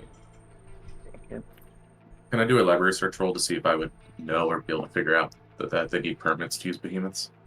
You would know that that behemoths don't move in Night City unless somebody has like special permitting, and even with special permitting, moving through like downtown or the waterfront kind of requires like a special license for that day or for that specific travel. If we have to go loud and we're gonna try to get them during transportation, maybe we can try to stop them getting the permits to use their behemoths, and that way they have to use an SUV. Might be a little bit easier, right? I like Any it. opportunity to stop them from having a police escort, I think we need to take. I'll put the badge down as I need your assurances we're not harming policemen or innocent people in this. I understand that this is your job, this is what you do. And I'm willing to look the other way if it's getting back at a corporation or another gang, but I can't have you putting the citizens in danger. No, I agree with you 100%. Any opportunity to minimize collateral damage, we should take. I'm gonna go ahead and ping Murphy and see if there is any information either I can try to search for or she can assist in to see what kind of permitting they have and if they have Yeah, even like scheduled for the day of. she hasn't been built, so she won't be able to do any kind of searches or anything. I can do a library search or a You can if you want, criminology but what I something. will say for her is the information she will give you with the way you worded that question is she can tell you that they have put in a permit request. It has not gone across the permitting desk yet. You would know, based on being a police officer, that is typically handled by traffic. And the traffic office is in Santo Domingo. We've in Dark Sky's been there before. That is located here, and she says she knows a guy there named Cazador, who, if you reach out to, might be able to kind of get you some info. Got it. Or help you along. Oh, did it say when the shipment is supposed to happen? So the 12th is when it is leaving there and going to the AV landing pad. It will then be picked up by a secure AV and taken out of Night City, heading northbound. The AV information on like who's moving it, you don't have the details, but you have the flight number and like the flight plan number, so you could try and get that information with a library search roll. And that also might answer some questions as to who the Shining Star is a shell company for. Yeah, 15. The DV was 13, so nailed it. The AV that will be picking up the loose gemstones and jewelry is none other than Arasaka. They will apparently be moving it up to San Francisco due to the Night City NSX or airport being unreliable, and they will take it to SFO, and it will then be moved to Japan.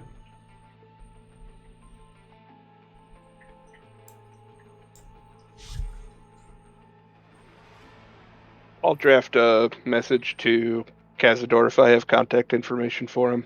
Got it. Request a delay on affirming that licensure, that permit, Okay. due to the belief that Arasaka is using this opportunity to move stolen goods out of the country. Perfect. If you need any roll or anything, let me know. No rolls needed. This is going to be an interaction with an actual player character, so I will reach out to Chedwards later this evening and let him know that a message is sent. Cazador's probably not going to reply directly because I'm assuming this meeting happened during the day, right? Yeah. Cazador has been pushed to thirds due to his one and only time he played. Fair. Yeah, no, he called that watch. Never call that watch. Just don't do it. Mr. Hungry, do you prefer if we try to take it in transit or get it before it ever even leaves the building?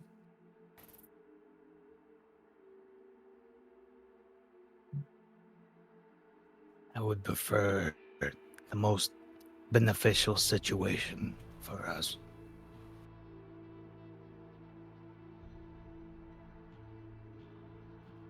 I've given you the details on when and where.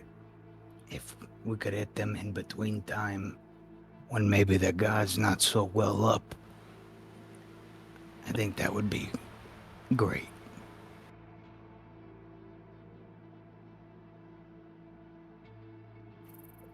I mean, we have 8 days. We could, watch them for a couple days and just see what the place looks like at night, and at any other times of day, see when they're dead, when they're busy, all that.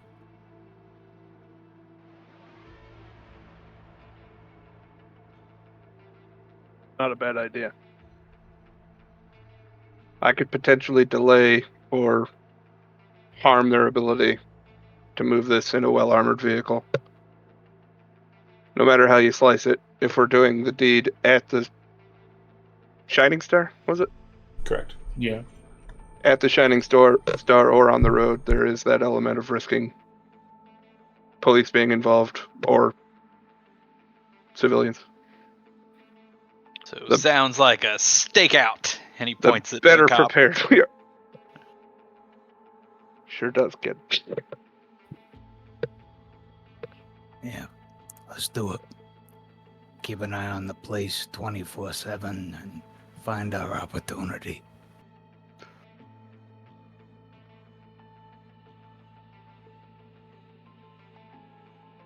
Okay, so I will say that just due to the kind of setup on my side not being 100%, I'm going to hold off on information regarding the stakeout process for the next few days and kind of mitigate that. We are moving a lot faster than I expected, folks. You guys came in ready We've to been fuck building it. a character for a while. We You guys wanted came to in we ready wanted to to play. shoot guns and do cool stuff. 100%, and I appreciate that. I love being on the back foot. It definitely is a better vibe. So the stakeout is a good idea. I definitely like that one. I would say that you guys as a team would probably want to explore more. It sounds like we also have an attempt to kind of lock up the permits, right? And then there is also there was one other beat. Sorry, it's already been covered. So, Leo, you would know, and again, you can bring this information forward, that on the 12th, the AV that will be recovering the items from the transport from the Shining Star at the AV landing pads on the waterfront is going to be an Arasaka AV, a security AV, which means it's probably like the Militech Manticore, which are kind of armored and have pretty solid munitions.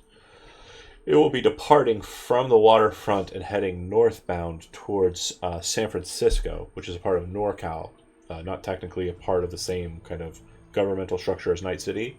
It'll arrive in San Francisco, and they will take off from SFO for Japan to take these items apparently to Arasaka headquarters in Tokyo. I was able to look up the flight number, and I see that the AV that will be picking up the goods, or wanting to pick up the goods, does belong to Arasaka. And I think that could get even worse, if they get involved. Out of character, just so I'm understanding. Shining Star, it'll be a road transport to another location on the coast, Yeah, and then an AV that he just described is what's picking up and taking it to that's right. Arasaka and out of our So we'll zoom out of our in. grasp. We'll zoom in on the map here. So this is where the Shining Okay. Star is located here, right? And then this is where the AV landing pad that they'll be transporting to is located. And it's not going to be a direct shot, obviously, because the No. roads just don't allow for it. But basically, they're probably going to move westbound through Corpo Plaza's like underside, traverse over the 101 or under the 101, make it over to Wellspring area, and then kind of just park right there on the waterfront.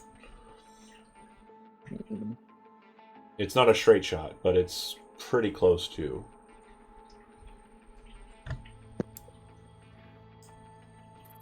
I mean, unless anyone else has any other ideas, I mean, I think watching them, but a backup plan, try to get that behemoth stopped and then a good spot to catch their SUV if we get lucky enough that that's what they're in. Like a nice spot to catch them off guard. Is it Big Toe? You're the Nomad? Yeah. Am I correct? Oh yeah. Do you know anything about the traffic pattern of the area? Is that something you'd be willing to study for get an idea of what the day of might look like?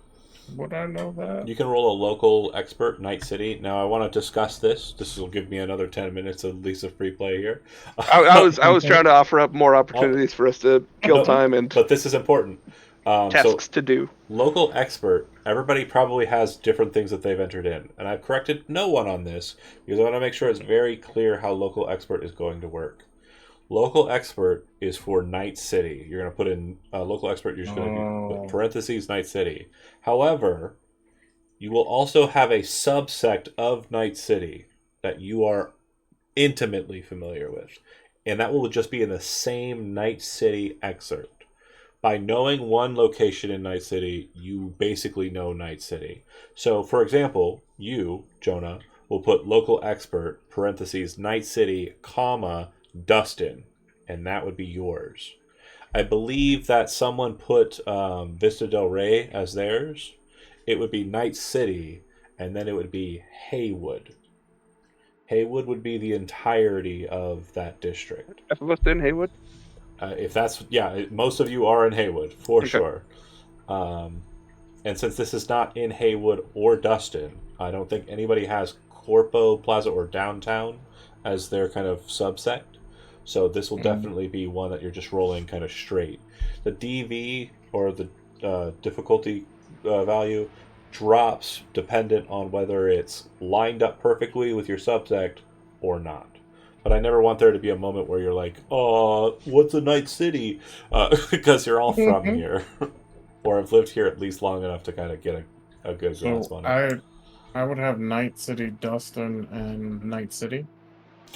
Just It's all the same one. do you have two Night separate? City, Dustin. comma, Okay. Dustin. Did you spend on separate? No, just the one. Just the one, yeah. So it'll be Night City, comma, Dustin.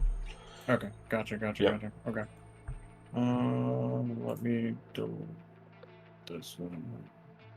And I wasn't trying to make him roll for things. I was trying to give him something to do. If Absolutely. like we end up splitting up and staking out locations. Well, this will also give him an opportunity. It gave me an opportunity to tell you like how Fair. expert's going to work. It also gives me an opportunity to kind of let him know like what traffic's going to be like in that area. So, based on the route and the flight number, your presumption is, again, it doesn't tell you when they're departing on that day, just that they are going to get the items from there to there on that day. Mhm. Based on No flight, flight number. There's no time of the flight. the flight number has a window, so it's between 3 and 6 p.m. Okay. Great question, and I was going to get around to it, but yeah, great way to lead it off. What you would know is that it's going to take a vehicle during the hours before 3 more time to get there due to how rush hour traffic works in Night City. So rush hour is typically 5 a.m. because they work 12-hour days. And then there is a lunch period in and around 1 and 2 and 3 that becomes a bit bogged down due to people moving to get food or people moving to deliver food. With that knowledge, you would know that if they're going to leave and want to make it in time and they're a decent driver, they're probably going to leave at like 11 a.m. to get from point A to point B. It's Okay. that much of a haul. Yeah. So Traf- Big Toe let them know. Yeah, and traffic's going to be bad in there. So if it does come up to being a situation where you're on the road, The only place where you think you could intercept them, and it would not be like, a bunch of civilians and cars nearby, and you doing exactly what Kincaid asked you not to, would be right on the Fuck you. waterfront, literally right at the door. Metagaming, power gaming. You said it's that much of a load. How are we getting this stolen stuff stolen for us? Oh, it's not like a shit ton. It's like not a heavy load. It's Okay, just I expensive. assumed you had No. like a cargo loader I would say that it's probably full of like, gold bars. if you played the video game, it's like you know those like big Militech cases that they got. They're like, it's like a trunk like that you'd put like at the Okay. foot of your bed Yeah. size. It's like that. It's just one of those. Just one of probably. those. Yep. Okay. Filled to the All brim right. with stolen Got it. Valentino treasure. Making sure we're not unloading heaps of gold chains and shit into somebody's trunk. No, it's not loose. Oh, that'd be. You're like, we're gonna have to get a shovel. We're gonna have to- Making sure. Oh, a good point too. With Arasaka being involved, Hungry, you can go ahead and make a business roll, and then the tech and the netrunner and anybody else who has electronic security tech can roll an electronic security tech roll. Okay. Very good. Very good. We have to have levels in it, right? Yeah, if you don't have ranks in it, then don't. Yeah. I thought you had them. So just leave I it. should have. Okay. So I'm down. Hungry, you're kind of probably the one who broaches this, based on that role. You've fucked and tangled with Arasaka before. You've stolen a case from them before. You would know that they have security measures on their cases, and that electronic security specialists are going to need to be on site to kind of pop that bad boy and also turn off any kind of tracking devices that are in it. And All right. Leo would know how to do it based on his role. You have a good feeling that you can on the scene. Yeah, we let Leo do it, but take your time, young man. it's, you don't have to go crazy. That's all I'm saying. Yes, sir. Was Leo the little guy? Yeah, Leo's a little guy. Okay. I think I I got the wanted to give him heights. like a body of 3, but I got too scared, so I just went with a 4. I That's think fair. I think Squints is about the same body wise. It's either a 4 or 5 for Squints. Two small guys. Yep. Little guy. Squints is taller, I think, though. Squints is actually kind of It's a lanky fella. lanky, scrawny guy, from what I gathered. And then it sounds like Leo's kind of like a. So do we want to break off into smaller groups to like stake out locations or check the route, check the endpoint? That could be fun. I like the idea of a stakeout. My character is a detective.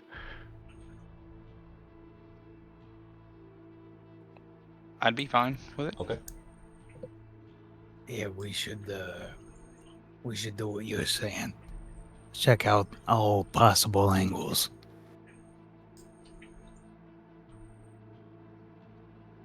So then, if we're setting up different crews, who wants to be on the stakeout team? Tips. Divs. I will. Yeah. Look at this hat. Look at this hat. I mean. I'm the driver, so I guess I got to. Well, that's not 100% true because there are multiple vehicles in this party, actually. Oh, okay. Never mind. You're just the best one. I've got a car. Yeah. I made sure of that. Hungry has a food truck. I believe Billy has a road bike. I love that Hungry mode of transportation is the most inconspicuous one. It's the best, right? It's got his name on it. It's got his fucking It name. attracts crowds with. You know you want to buy a hamburger. Yeah. That's the problem. People want to buy a hamburger. What's great about that is he like Let me- he deploys, drops his squad, and then just has like Max sells fucking hamburgers. Everybody's focused on the hamburgers. They're not paying attention to the fucking larceny. Nobody Yeah. respects the Let, burger. let me put some cheese on that. Let's see what the cheese is gonna cost you. Somebody's loading up a stolen braided jewelry in the back. So, based on the probable path that they would drive, is there any like underpasses, overpasses, like anything that they would be going through? Where they're a Yeah, little bit more secluded during that? but again, like I was saying, so the route that they're most likely to go on is going to take them to the west on. Oh, I've got a map for street names. Hold on. Image notifications, pin post, pow. Click, open in browser, zoom in, and we're looking at. So this would be on Congress Street. It looks like Congress Street will then kind of be cut off by Senate Avenue. And from that position, they are either going to go southbound to Palms View Way. Can you show me like a little line when you get a chance? Sure. Palms View Way to Skyline West, and then north up to the Gold Beach location, which is what that little kind of subset of the waterfront's called in Wellsprings. Or they're going to go north onto Corporations Street and Palms View, I believe. Hold on, let's see. Drawing some lines on the map, switching back to the map board, dragging this over Yeah, here. please. I think you opened a handout, but I couldn't see it. Yeah, it was for the stream people. Oh, okay. Not for you. I'll post it in the chat though. That'll make it, and I'll pin it in the chat because it's in Dark Skies, but not over here. Copy this, paste this, enter. So that'll be the street grid map if you're ever interested. Congress Street, drawing a line, would be this street here, like so. Okay? And then it'll come to this cul-de-sac right here. There is a narrow alleyway, but it's not likely that they're going to be moving either of the vehicles that they have on offer through that spacing. It's just not likely. They can go south and then turn left onto Palms View Way, which goes underneath the 101 and kind of moves out kind of direct to one of the possible entryways into Golden Beach. And then the other option is a little bit harder to see just due to the fucking Biotechnica building and its girth. Kind of moving up north this way and then making their way through to here. Both ultimately kind of leading to the waterfront in different patterns, but as you can see, kind of moving out there neatly enough. Everybody understand that motion? Yeah. And then along either of those routes, would there be somewhere more secluded, like an underpass or anything that they would have to travel on? These are very heavily trafficked streets that we're talking about here. So based on the timing of the transport, it is not likely that any of these streets are going to have a moment where they're not surrounded by other cars. Correct. So my thought was, it's very easy to cause an accident and, get traffic completely stopped in a direction. Sure. Or, you could easily drive a car in front of them, slam on your brakes a little too hard, get rear-ended, and then stop their car. I believe getting a big old 18-wheeler and turning it sideways was the way they went with in the last time we ran a heist with the Sunday people here. The guy that was supposed to drive didn't show up. A bad time. It's an option. That is certainly an option. I would say that the locations that this would be most probable at, like that would be best to kind of clear out the most possible intervention, if they turn left onto when they come to the turn and make their way south, I would say that the best point to hit them would be in between the Congress Street and Palms View Way turn on Senate Avenue. Okay, so that would be kind of I'm gonna ping it. Hopefully that works. Here-ish. That would be the spot.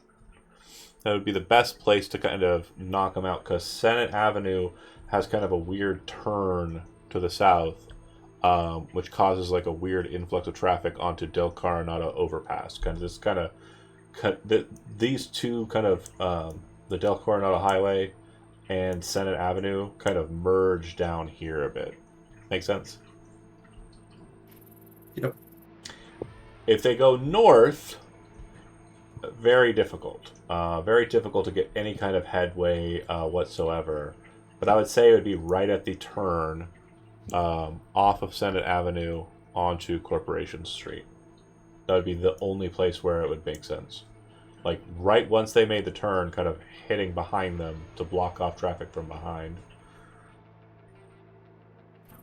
I just want to float the idea of it would be easy to cause an accident in that northern route that funnels everyone south. And then we could figure it out from there. But just gonna throw that out for everyone. You can also try and bomb the NCART line and just have like... That's not a great plan. It has been done before, but... yeah. The NCART line does go over both of the options, so... What do we think would be our best possible outcome? If you Because do I'm thinking the product never leaves the first Right. location. Yeah. So in criminal mentalities, there's a mentality on like people who become a victim of a crime, and you typically don't want to leave crime scene 1, because if you make it a crime scene 2, you kind of give the power to the criminal. In this, you're correct. If it leaves the office, if it leaves the jewelry store, mind you, It makes it onto the truck. it's going to be complicated, and the only point you're going to 100% going to be able to confront the vehicle without there being any chance of civilian casualties or involvement or property damage is literally right on the waterfront the second they're getting out of their truck and moving on to the AV. Like that literal moment is the only time you would have to kind of catch that. And you'd have to hit it perfect. And so you'd have to either like be perfectly hidden and waiting or something to that effect. So not likely. So yeah, the idea of kind of taking it from site 1 is probably the best bet. I'll do what I can to delay their permit. And well, I don't know. I think we still want them to have the idea they're moving it. But the permit would cause them to use a different vehicle. Is that the idea? Right. Behemoths are Okay. armored personnel carriers. It's what they'll probably want to use because it is it's a $1 million payout, like a near $1 million payout for them. Like it's 500,000 eddies, right? Like that's huge money. And so like very invested in giving it the best protection it can kind of get. So yeah, if you can stop them from being able to use Sabotage the permit, yeah, that would definitely and or otherwise find a way to stop them in the moment of loading the goods. And as I mentioned, I will be reaching out to Chris Edwards regarding Whatever. Maybe you've got a week. Yep. I suppose we can do some kind of discussion on scouting locations. I don't have any visual aids, but I can get them. And if the visual aids kind of... I will try and explain it in the most vague way possible, but if there's like a discrepancy from me not being like boots on the ground, being able to see what it looks like on site, that will change next session. But I'm going to give you general information if you want it. We've got Squints and we've got Kincaid. You're going to go and check out the Shining Star today, right? You're going to go now and start the stakeout process today. Today or the next morning. Okay. It's going to be morning time when they're actually loading the vehicle, right? Yeah, it should be 11 at the latest. You said 10 or 11 was when they'd Yeah. be leaving with it. Right. I would like to do stakeout as well. Where are you wanting to stake out? I want to actually check out the building, mostly like Shining Star for as well? net. Yeah, for Everyone net. with us? type stuff. Yeah. Okay, so we got a trio heading to do the stakeout business. Big Toe, anything in mind that you kind of want to do? Like, is there anything that you're kind of wanting to like engage in while they're on the stakeout, or do you want to go on the stakeout too? Big Toe would actually, because is everyone just like, are they staying near the building to stake out, or That's like what's are going to they? happen. They're going to basically pull up to a place like nearby, probably like a fucking bucket slice or something, and just like make it look like they're eating, Mm, parked in a parking lot. Nothing okay. conspicuous. Uh, Again, remember, Big Toe Kincaid, could good at go. track. Go ahead, Big Toe. Big Toe could go, but would it be better to, like, just in case they hurry up with the permit, right? Like, just in case they get these behemoths on duty, like, could he, do some information gathering at faraway camp, like, to learn about these behemoths, see if there's a way Yeah, to stop them? absolutely. Um, certainly something you can do. I would There's say always there's always the possibility they try to drive without the permit anyway. 100%. Yeah, they could just try and, I guess before They're we get already too far breaking into the law. this, and I'll run this by Hungry, but like, wouldn't the best bet be to like plan A, hit the building, never let it leave, but like a backup plan is the route. Like we probably only need to send like a person or two to kind of scout it out, right? Like, and obviously stop the permits. Like hopefully we never have to come to that, but if we do, I will say I do have part of a backup plan in mind for if they do leave that building on those routes towards the waterfront. You want to hear that out? Sure. Are there any venues or anything that I could orchestrate a quick show on? You Draw a could make a crowd? venue. great Yeah, question. we can draw a crowd in that in the traffic. So there aren't a lot of like places where your kind of music is kind of warranted on Congress. Again, we're talking ritzy, high end kind of location here. The only places that have like internal venues would be Mega Building 1, but even it is a bit more upscale than your typical Mega Building. There's a place called Embers, which is like very fancy. If you've played the video game, you know that's where Embers. Hanako is. That's where Hanako is. Hanako's still waiting for you. Um, she always will be. She is. She's just there. It is very ritzy. They have like a grand piano, hoity-toity suit and tie kind of shit. The chances of you kind of getting a gig there or having anybody you know that could get a gig there, unlikely. Unless you're really wanting to just punk it out and kind of like storm the venue and take it. I was about to say I can't draw a commotion with my fans towards Yeah. that area in general on the streets Okay. as a backup plan, and then have my bike on the side ready to go if things change, and I can rejoin the group. Absolutely. And so, yeah, if you want to kind of like scout out Embers as like a spot where you might be able to kind of like start something, you certainly can do that. I would say that it is probably the most likely place, just based on the area around it, that you can kind of create a distraction that's going to matter because it'll block them from getting off of Congress entirely, and they'll be kind of locked out. Everywhere else, it's going to be very easy for them to kind of avoid the nonsense. Yeah, I can start a ruckus over there if we need to. Okay. Do you want to scout it out just to kind of get an idea of the location? If everyone is in agreement, I can head on over there and check it out. What? Did you laugh? Yeah. I did do a little laugh, but yeah, you got this. I mean, it's not a bad plan, in all honesty. Kind of just Call blocking me if them. you need me. I got a bike. So the important thing about the stakeout, because it's even like it's getting pretty popular, is we don't want to be too recognized as a pattern of people that are together. So you currently have 3 people in the vehicle. Big Toe's going back to Dustin to kind of get details on a behemoth and how to crack it. Billy is heading over to the end of Congress Street on road bike and checking out the Embers location to see if it will serve as kind of like a really good place for him to kind of like draw a crowd and kind of block traffic as kind of like a last ditch effort, right?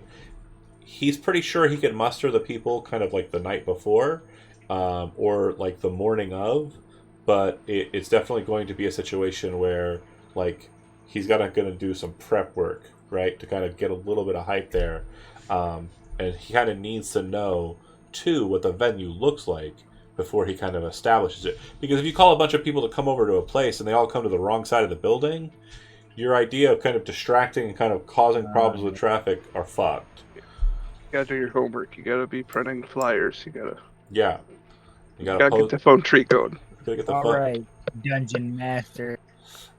I'm just saying, the way the door opens is very important. I turn to sand and fly away. Let's see. Then so that we've got the three. Hungry, are you staying in office and just kind of holding down the fixer position, or is there anything else you want to kind of look at? Yeah, man. No, I'm in the office. A lot of people have died recently, and I don't want to be one of them. Makes sense. You and Chino hang out. Okay. He hires people to do the dying for him. What do you think everybody else is doing? Okay, so we'll start kind of northmost and kind of work our way back. So you head out to Dustin. Bit of a long drive, but not like too terribly so. You arrive in Camp Faraday, or far away. My brain did a dumb. And upon arrival, you kind of greet up with some folks that you know. You would notice that it looks like there are some new arrivals present here. And from what you can tell, these new nomads, their nomad symbol, their pack symbol, appears to be a star set inside of a circle. You don't recognize it immediately, but you kind of go, okay, cool, more people, so much the better. And you find someone of kind of like the garage specialist for Camp Faraway, and this person's name is, bear with me here, making up stuff on the fly, in Russian.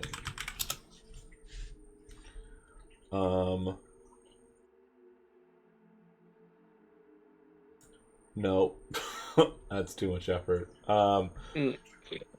Tchaikovsky is the individual's name. He is an older guy who was formerly a Sava Oil kind of specialist before kind of getting ousted out of that when Sava Oil pulled out of the Americas, and he's been kind of just doing tech work ever since. Ended up in some nomad packs and has ultimately ended up with yours. He kind of looks over at you as you kind of approach him. How's it going? You need a fix of your car, tank, or the other one? Actually, I was wondering, could you tell me about behemoths? Oh, this Militech behemoth. They are tough not to crack, to be sure. Are you wanting to steal one or something? Well, there's a possibility we could steal one, but how do we stop them? Their tires have a lot of inflate, so puncturing them would not do you much good. It would need to be an explosive charge in the wheel well, but that would make the vehicle unoperational for you to drive it away.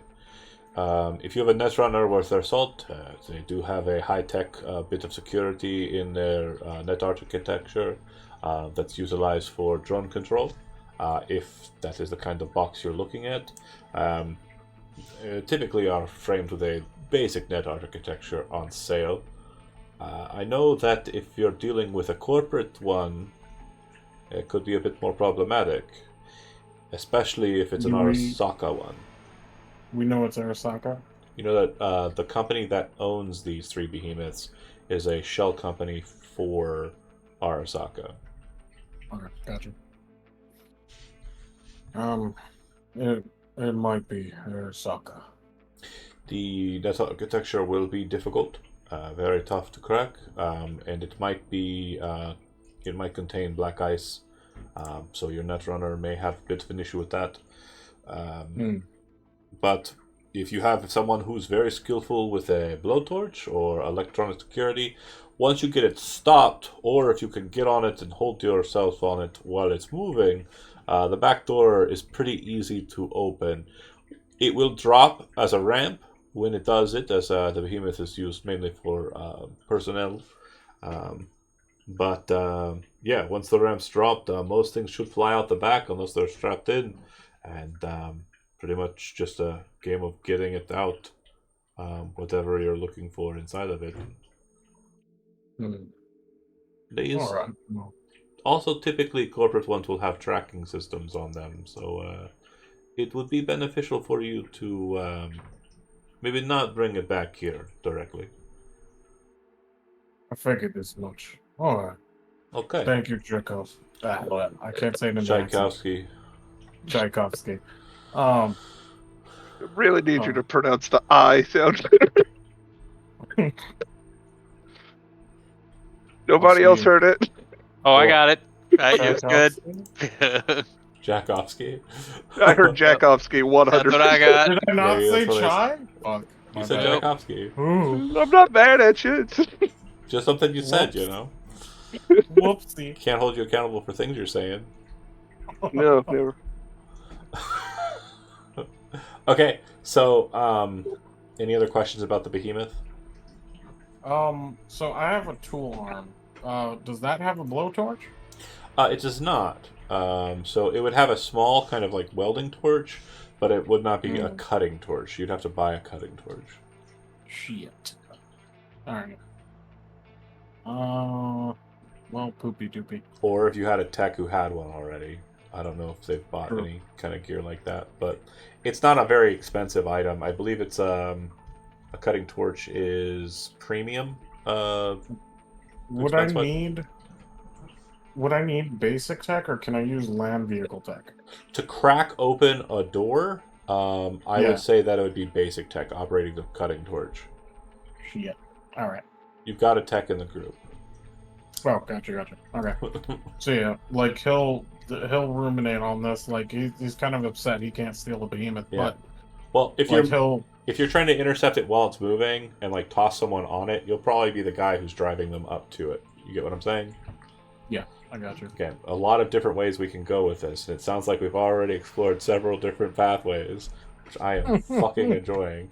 Well, okay. this is mostly just in case they 100%. start driving it anyway. Yeah, 100%. Or if you can get it stopped outside of Congress because of a big kind of like kerfuffle. True. 100%.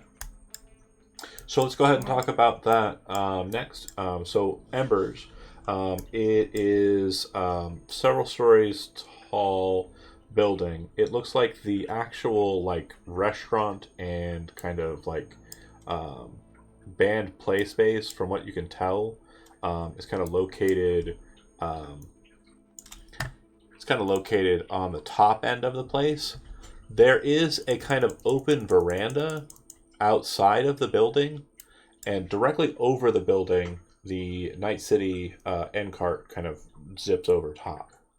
But there's this, you can kind of see these like little yellow squares and the like, and that's kind of like an open like just park area outside of Embers. It's very open, but it's offset from the road by a 10-foot kind of elevation. So you'd have to drop down to the road to kind of like effectuate it. And if you had a crew of people kind of like meeting up here, it wouldn't be as clusterfuck for the road. Go ahead and make me a perception roll, Billy. Okay. So as you're kind of walking around, you would see that there is a bus stop just here, kind of on the corner of Embers.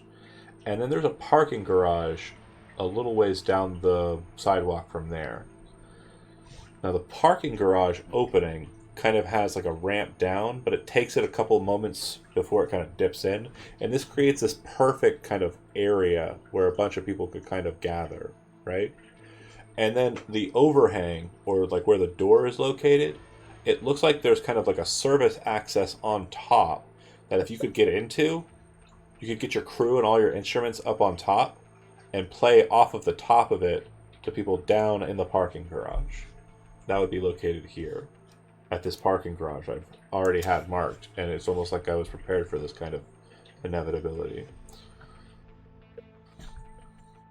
Yeah, so as I'm scoping it out and looking at all this, I kind of get up on that top spot and Oh look no, down. And... you can't get up there. So unless you want to start breaking the law now. So yeah, it looks like it's inside of, like, you know how in real life we have assholes who sit in booths, and I was one of these people, so don't call them assholes, John. Basically, yeah, John, what the hell? Basically, they're the people who open the door and close the door, allowing you into, like, you know, spaces, like a toll booth kind of person. They have a box above the door for the parking garage, which seems to have those people up above, and so they're not like, they're kind of like in an armored area. So when you drive up, there's like a small little intercom system, and you'd be talking to them on a two-way, and then that would kind of move through the parking garage if they let you in. Gotcha. Well, just from a RPing standpoint, as I'm like scoping this all out and everything, I just kind of look at all this and just say perfect. Yeah, it's a very nice area, and you're pretty sure you can get the gig to work, the plan to work. Okay, then to the stakeout, folks. So I'm gonna need a stealth roll from whoever is driving, and if anybody in the car has ranks in stealth, you can help. And for each person that helps in this, I will add a +2 to the person who's driving's roll. It's my car. Kincaid I'll is help. driving. I have stealth. You didn't need it. So +4 then. Do you have stealth, Jody? Yes, I have a 12. Okay. So yeah, so there's a plus. So you got a decent stealth. You see that there's a bucket slice just across the street from there. It has a very small parking space, and basically, you wait just a couple moments, and the one car that was kind of parked in the primarily available and where you wanted to be space, you drive around enough to make it absolutely unsuspicious. And when they pull out of that parking space, you're neatly able to pull in into that space. One of you kind of pops out, whoever you want, and goes into the bucket slice to kind of get stuff. And despite the name, it isn't a bucket slice, unless you're just getting a cheese pizza. The bucket slice isn't really known for their pizza. It's more known for their coffee. Don't ask. I hate this world. I hate this world so much. Very interesting. This pizza place is known for its coffee. I want to burn the world down. Hey, I love coffee and pizza, so. Coffee and pizza sounds so bad together. Wake up, samurai. We got a city to burn. Fuck all this. And it's just fucking Zach, like raging. City. Who the fuck sells coffee with pizza? Sorry, we're You getting just tell coffee me and pizza, and it's overpriced. The coffee is fairly priced. The pizza is overpriced. The only slice that you can get for $1. I'll fight this guy. I want him off my squad. I just don't like coffee, and it just sounds terrible with pizza. Well, you can get different types of pizza. Like, you can get dessert pizzas, you know. You can get a breakfast pizza. You can get a breakfast pizza. 100%. All right, I'll silently accept defeat here. You all enjoy your pizza coffee. As the police officer dreams about donuts. Got him. I'll eat the damn pizza. Just Who goes into this bucket slice? Squints or Leo? Or I can. Okay. So you go in, and if you're just ordering kind of a pizza and coffee for excuse me, a pizza and a coffee for everybody, cheapest you're going to get away with is probably around 12 eddies. I leave. I have no money. Okay. You're zeroed out. You have no dollars. Then I also was never given any money. You were you given were money. supposed to start with like 5,000 to buy your gear and stuff. Did nobody read the block besides Zach? and Michael and Well, I spent it to a T, and then Okay, he spent it all. Chody, I want plenty. we have time before the next session. I You got can the fix your stuff and improvement get your point. gear. You should have like 5,100 or so eddies to spend. well, I'll cover the pizza so you can fix your character sheet. Oh, once Julio comes down empty-handed. I left my wallet at home. I slammed the car there we door. go. There we go. That's good. You say, when do you guys go get the pizza? And they kind of start looking, and you can actually see like gnats flying out of Leo's fucking wallet, and he puts it back in his pocket. And then Squints I is thought looking they'd around. have a free section on the menu. No, to be fair, I ended with 50 eddies, and I was like, "Oh, I need ammo. 50 rounds. Boom, done." Yay! And then That's Squint says, "I forgot." I don't my have wallet. much. Kincaid, do you hand Leo like dollary dues to Eurobucks to kind of go and get you stuff? Yeah, I'll give him 15. Yeah, you estimate that that's going to be the case, and like I was saying, Leo, when you buy it, you'll basically be left with $3 in change. There is a tip jar. Nobody has used it ever. It looks like. Do you? Hell no. Yeah. Okay. And then It when would you be get back suspicious. into the vehicle, do you give the $3 back to Kincaid? No. I give him coffee and pizza because he loves those things. Meanwhile, while this is together. going on, I'm texting all of them like, if you guys are getting pizza without me, you better get me some. Perfection. Sorry, bro, no money. Leave I that left on my red. wallet back in the shop. You could flick them cash if you wanted to. That can't be transferred over unless you've got paper money. But the others in the car, while that is happening, the pizza's being acquired. Kincaid and Squints, go ahead and make perception rolls for me.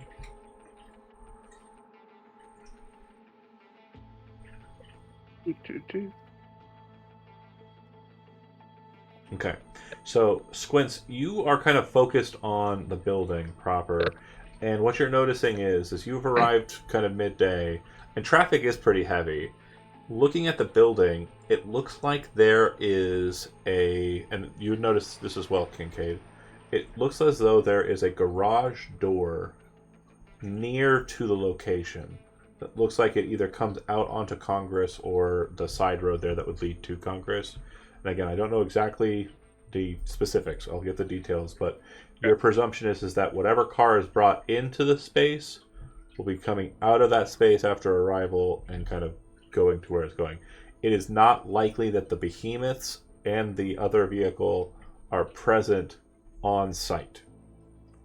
They must have a garage somewhere, probably in the Glen or somewhere else, where they stow their transport vehicles. The transport itself is not here presently. Correct. So it will arrive at some point, probably before the day of transport, but possibly on the day of transport if they're really unprofessional. The garage door itself, would it accommodate a behemoth or no? Yes. It would. Okay. It looks like it would. What you would notice, Kincaid, with the 21, the DV20 on that, is it does look like there are security operators on site. You can see into the building, and you can see it's kind of like a jewelry store looking into a jewelry store. There's a guard at the door. It looks like there are security cameras throughout the space. And it looks like there is a security operator in the floor above the ground floor, based on what you can kind of see from ground level. You aren't able to get much on that other operator, what they're doing on the top floor, just that they occasionally pass by the window, and you can see that they're wearing kind of Arasaka gear. And so the security operators that you are seeing are specifically Arasaka corporate security guards. Okay. Now, this is not the same as the ones that And you there are at least two of them present. Yes, at least Okay. two, if not three. Again, discussing kind of like the stages of Arasaka security. They are not the badass guards that were inside of the truck when you guys did the Sure. interception. They are not Arasaka ninjas like prepared with like crazy cyberware ready to blade you in half with mantis blades. They look like effectively like security guards, like genuinely just guys in like flak vests or a bulletproof vest, and then just like a business suit underneath with a pistol and probably an SMG. That's it. And cool glasses. They have fucking rad glasses. All of them. Always. It's a rule. It's a part of the dress uniform. So you would note that the only other thing that you kind of notice while you're kind of sitting on site is determined by how long you want to stay here. You arrived probably 2-ish in the afternoon. According to the storefront, the store closes at 8 p.m.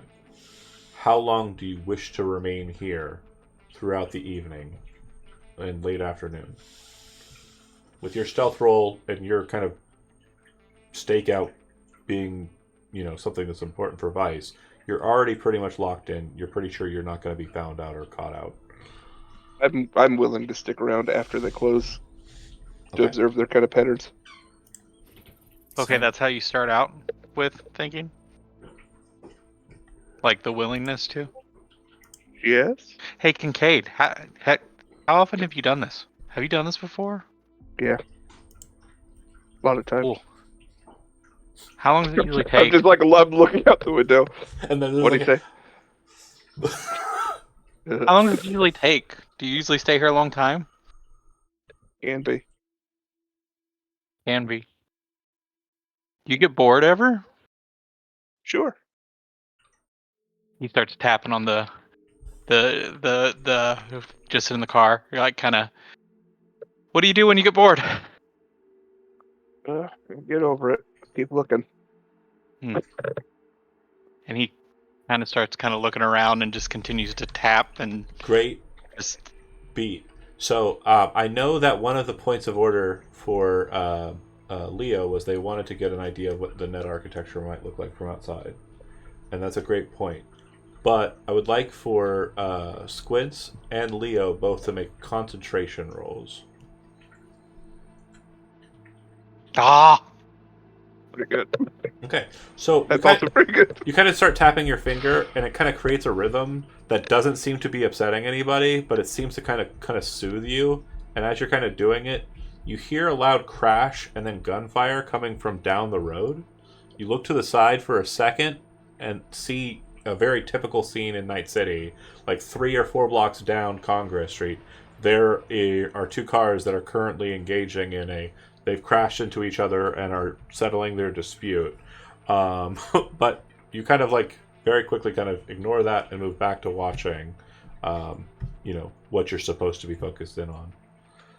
Leo, you would notice that from this distance, there are no access ports for a local subnet for that building on the exterior. There are municipal subnets, which would be like water, electricity, and the like, but those are very heavily guarded and require keycard access. So typically not hackable, although you feel like there's one specific net architecture near to there that looks like it's already been compromised, and you might be able to deal with the utilities in that building specifically. The other thing you would notice is that it doesn't appear as though the cameras are on a subnet that's present. Instead, it looks like they're on auto holo call, like they're linked to some sort of almost archaic style remote connection, almost like a dial-up situation, but through holo, which to you is kind of weird, very hard to hack, and very unreliable, because you're pretty sure you could just break the call if you wanted to with a breach protocol, no problem. But yeah, the cameras are not going to be something that you'll be able to remotely take over due to the way that they're feeding information out of the building. Okay. Do you have any questions about the outside and what you can see? Is there anything that you want to kind of get optics on regarding netrunnery kind of eyes? Not off the top of my head, no. I think I covered the ones that would be kind of most interesting. If I'm able to, I have the Cyber Eyes with micro video. Yeah. If I'm able to like get sort of a capture on the cameras I've spotted and the locations of the officers, I'll try to send that to Hungry. Leo's agent And Leo as well. and Hungry. Yeah. Yep. Hungry will add it to the pin board. Absolutely. So you have kind of scoped ideas on the cameras themselves, and also the security officers that you were able to capture as well. Again, And the door, the main garage door. Yes. So If that's anything that could be utilized. the pistols that they're carrying are the Kenshin, which is Arasaka pistol, and then they have Shingen, submachine guns, on straps. They close up, and you'll see them go through a closing process. From the outside, you're able to kind of get 3 important details, which are kind of utmost importance. Detail number 1 is the security staff is relieved as an Arasaka vehicle pulls up. It's a relatively larger vehicle, one of the SUVs, and drops off 4 individuals. It picks up 4 individuals. So where you thought you saw 2, maybe 3, you now realize there's a 4th one who you don't know where the fuck he goes. They get into the vehicle, they drive off, the new 4 go inside. About 10 minutes later, after that point, another Arasaka vehicle pulls up and drops off 4 more guards for a total of 8 Arasaka security staff on site. 2 in the second pool appear to be heavily armored and are wielding Masamune assault rifles. With the perception checks you got earlier, you realize that those 2 Arasaka guards go all the way, the ones with the assault rifles, go to the roof of the building and take up crow's nest positions up there. Okay. About Do I get the sense that this is like a night guard only kind of situation, or have they had those rooftop guards before? It looks like this is a situation where that 4th guard that you didn't see, because again the sun and everything, shadow. Sure. He might have been in that crow's nest position that the 2 now fill, but you can't be certain. Okay. He may But go like somewhere during else. the daytime, it appears there's 4, and in the evening there's 8 guards. Correct. And it looks like Okay. they are effectively doubling up on all of the positions that were held before that you can see. So you see the 2 guards at the door now instead of just the 1, and then you would see 2 in the second floor instead of the 1. And I'd say about 30 minutes after they all kind of got into position, a bright, like green truck pulls up, and on the side it says Billux Pest Control. 3 individuals in jumpsuits get out, walk up to the door. One of the guards opens the door. They are handed something from the guys in the green jumpsuits. And then they go back inside, or they're allowed inside after they're handed whatever they were handed. And it seems over the course of the next hour or 2, they are going through the process of fumigating and like cleaning. I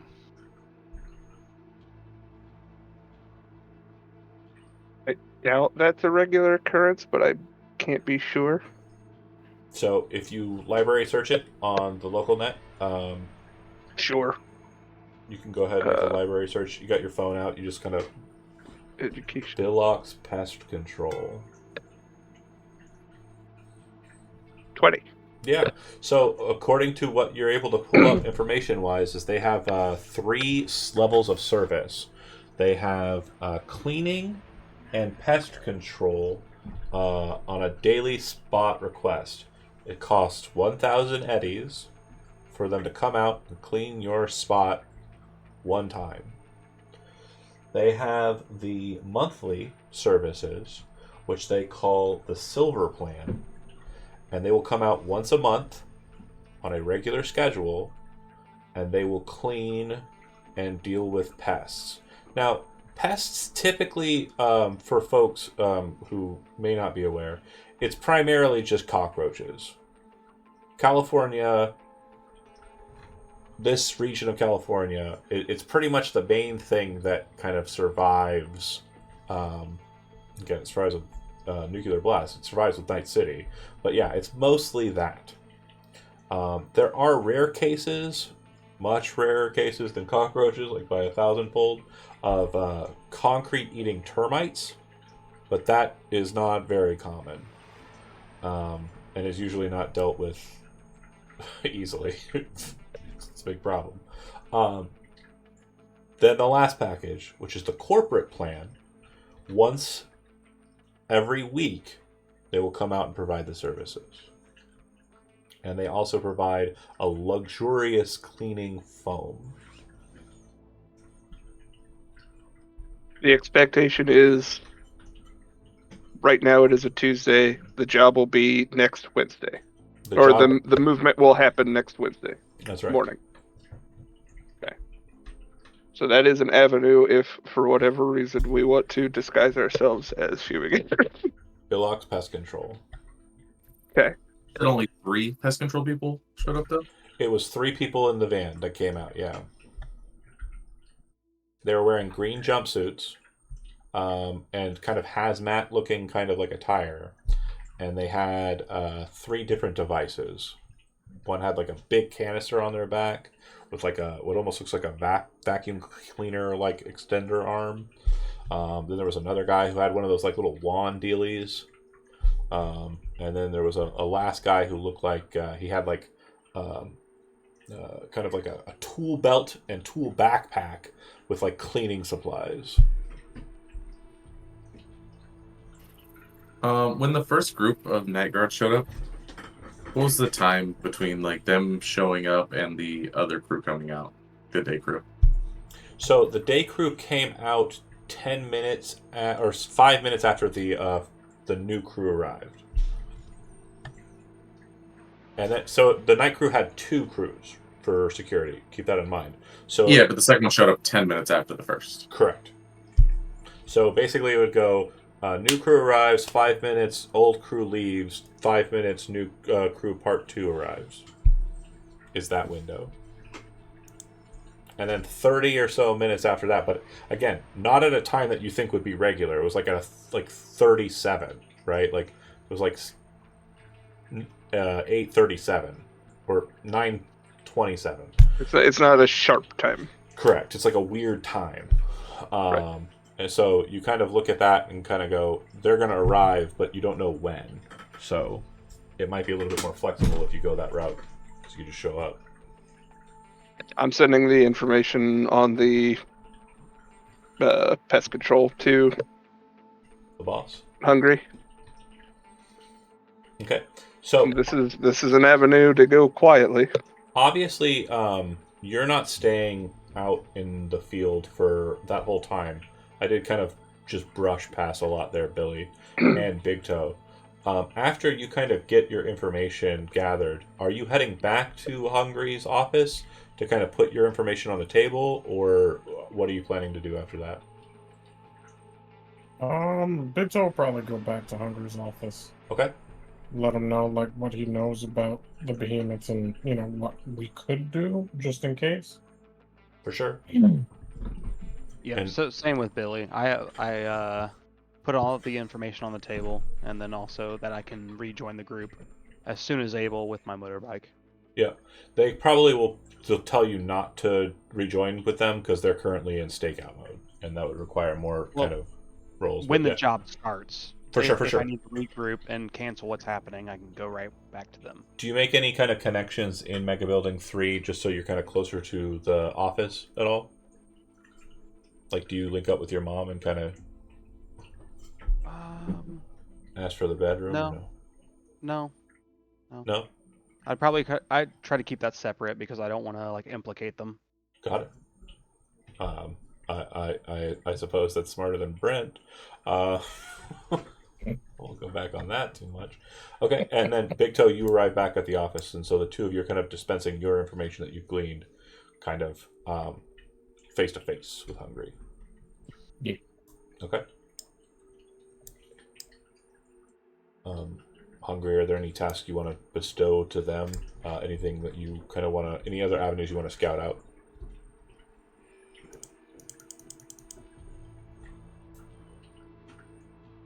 If you're talking, you're muted, Joe. Nah, Okay. nothing that I can think of. Okay. No other locations on the route or anything that are of interest to you? Nothing so far? Okay. Cool. Then we'll go back to the stakeout and we'll finish it out with that. Yeah, the crew takes about an hour and a half, close to 2 hours. Again, not precise.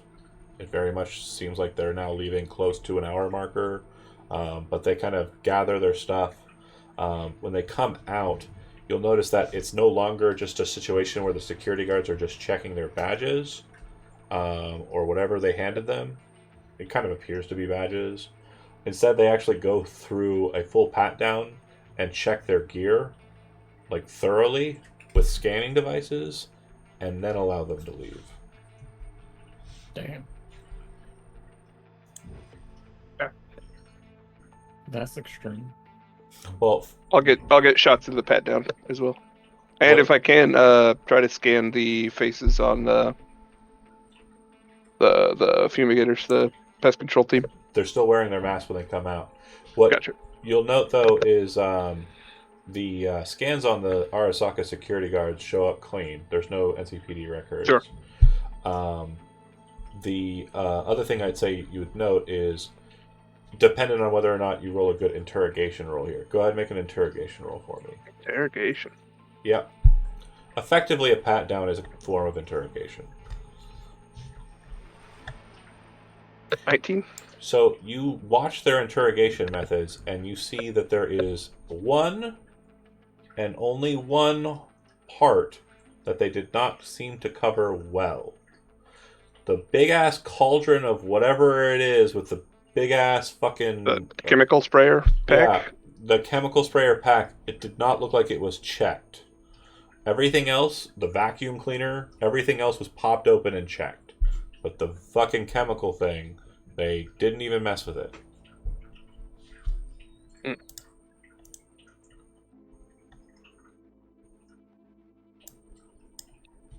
I'll keep some notes. Share those with Hungry. Perfect. So I assume that there'd be a late night kind of regroup, and kind of all the information would be dispensed at current. Obviously, this is the very first day of planning, and a lot of the details are kind of currently up in the air, and a bit less locked in than I would like. Again, I had 5 floating opportunities here, and you moved a lot quicker through the first bit than I expected. Again, appreciate that a lot. But I think that narratively we have a very solid positioning here, and I think we're going to be moving into this gig with a lot of intel. I would say I'm going to get the details regarding what you've kind of uncovered here more kind of cemented in place and locked in notifications in the Discord, and we'll get that information to kind of available to you, the watching side, at the beginning of next session. Absolutely feel free to discuss the gig as the information rolls out, or even before then, in the Discord. And then next session will just be kind of moving from the evening meet to the next day and what the plans of attack will be. Okay? Sounds good. Yeah. All right. If no questions for me, I'll go ahead and end the stream. Thanks for watching those that did. This was a really good first session, in my opinion. And it looks like we're going to get those Valentino crucifixes and Santa Muertes back. See you next week.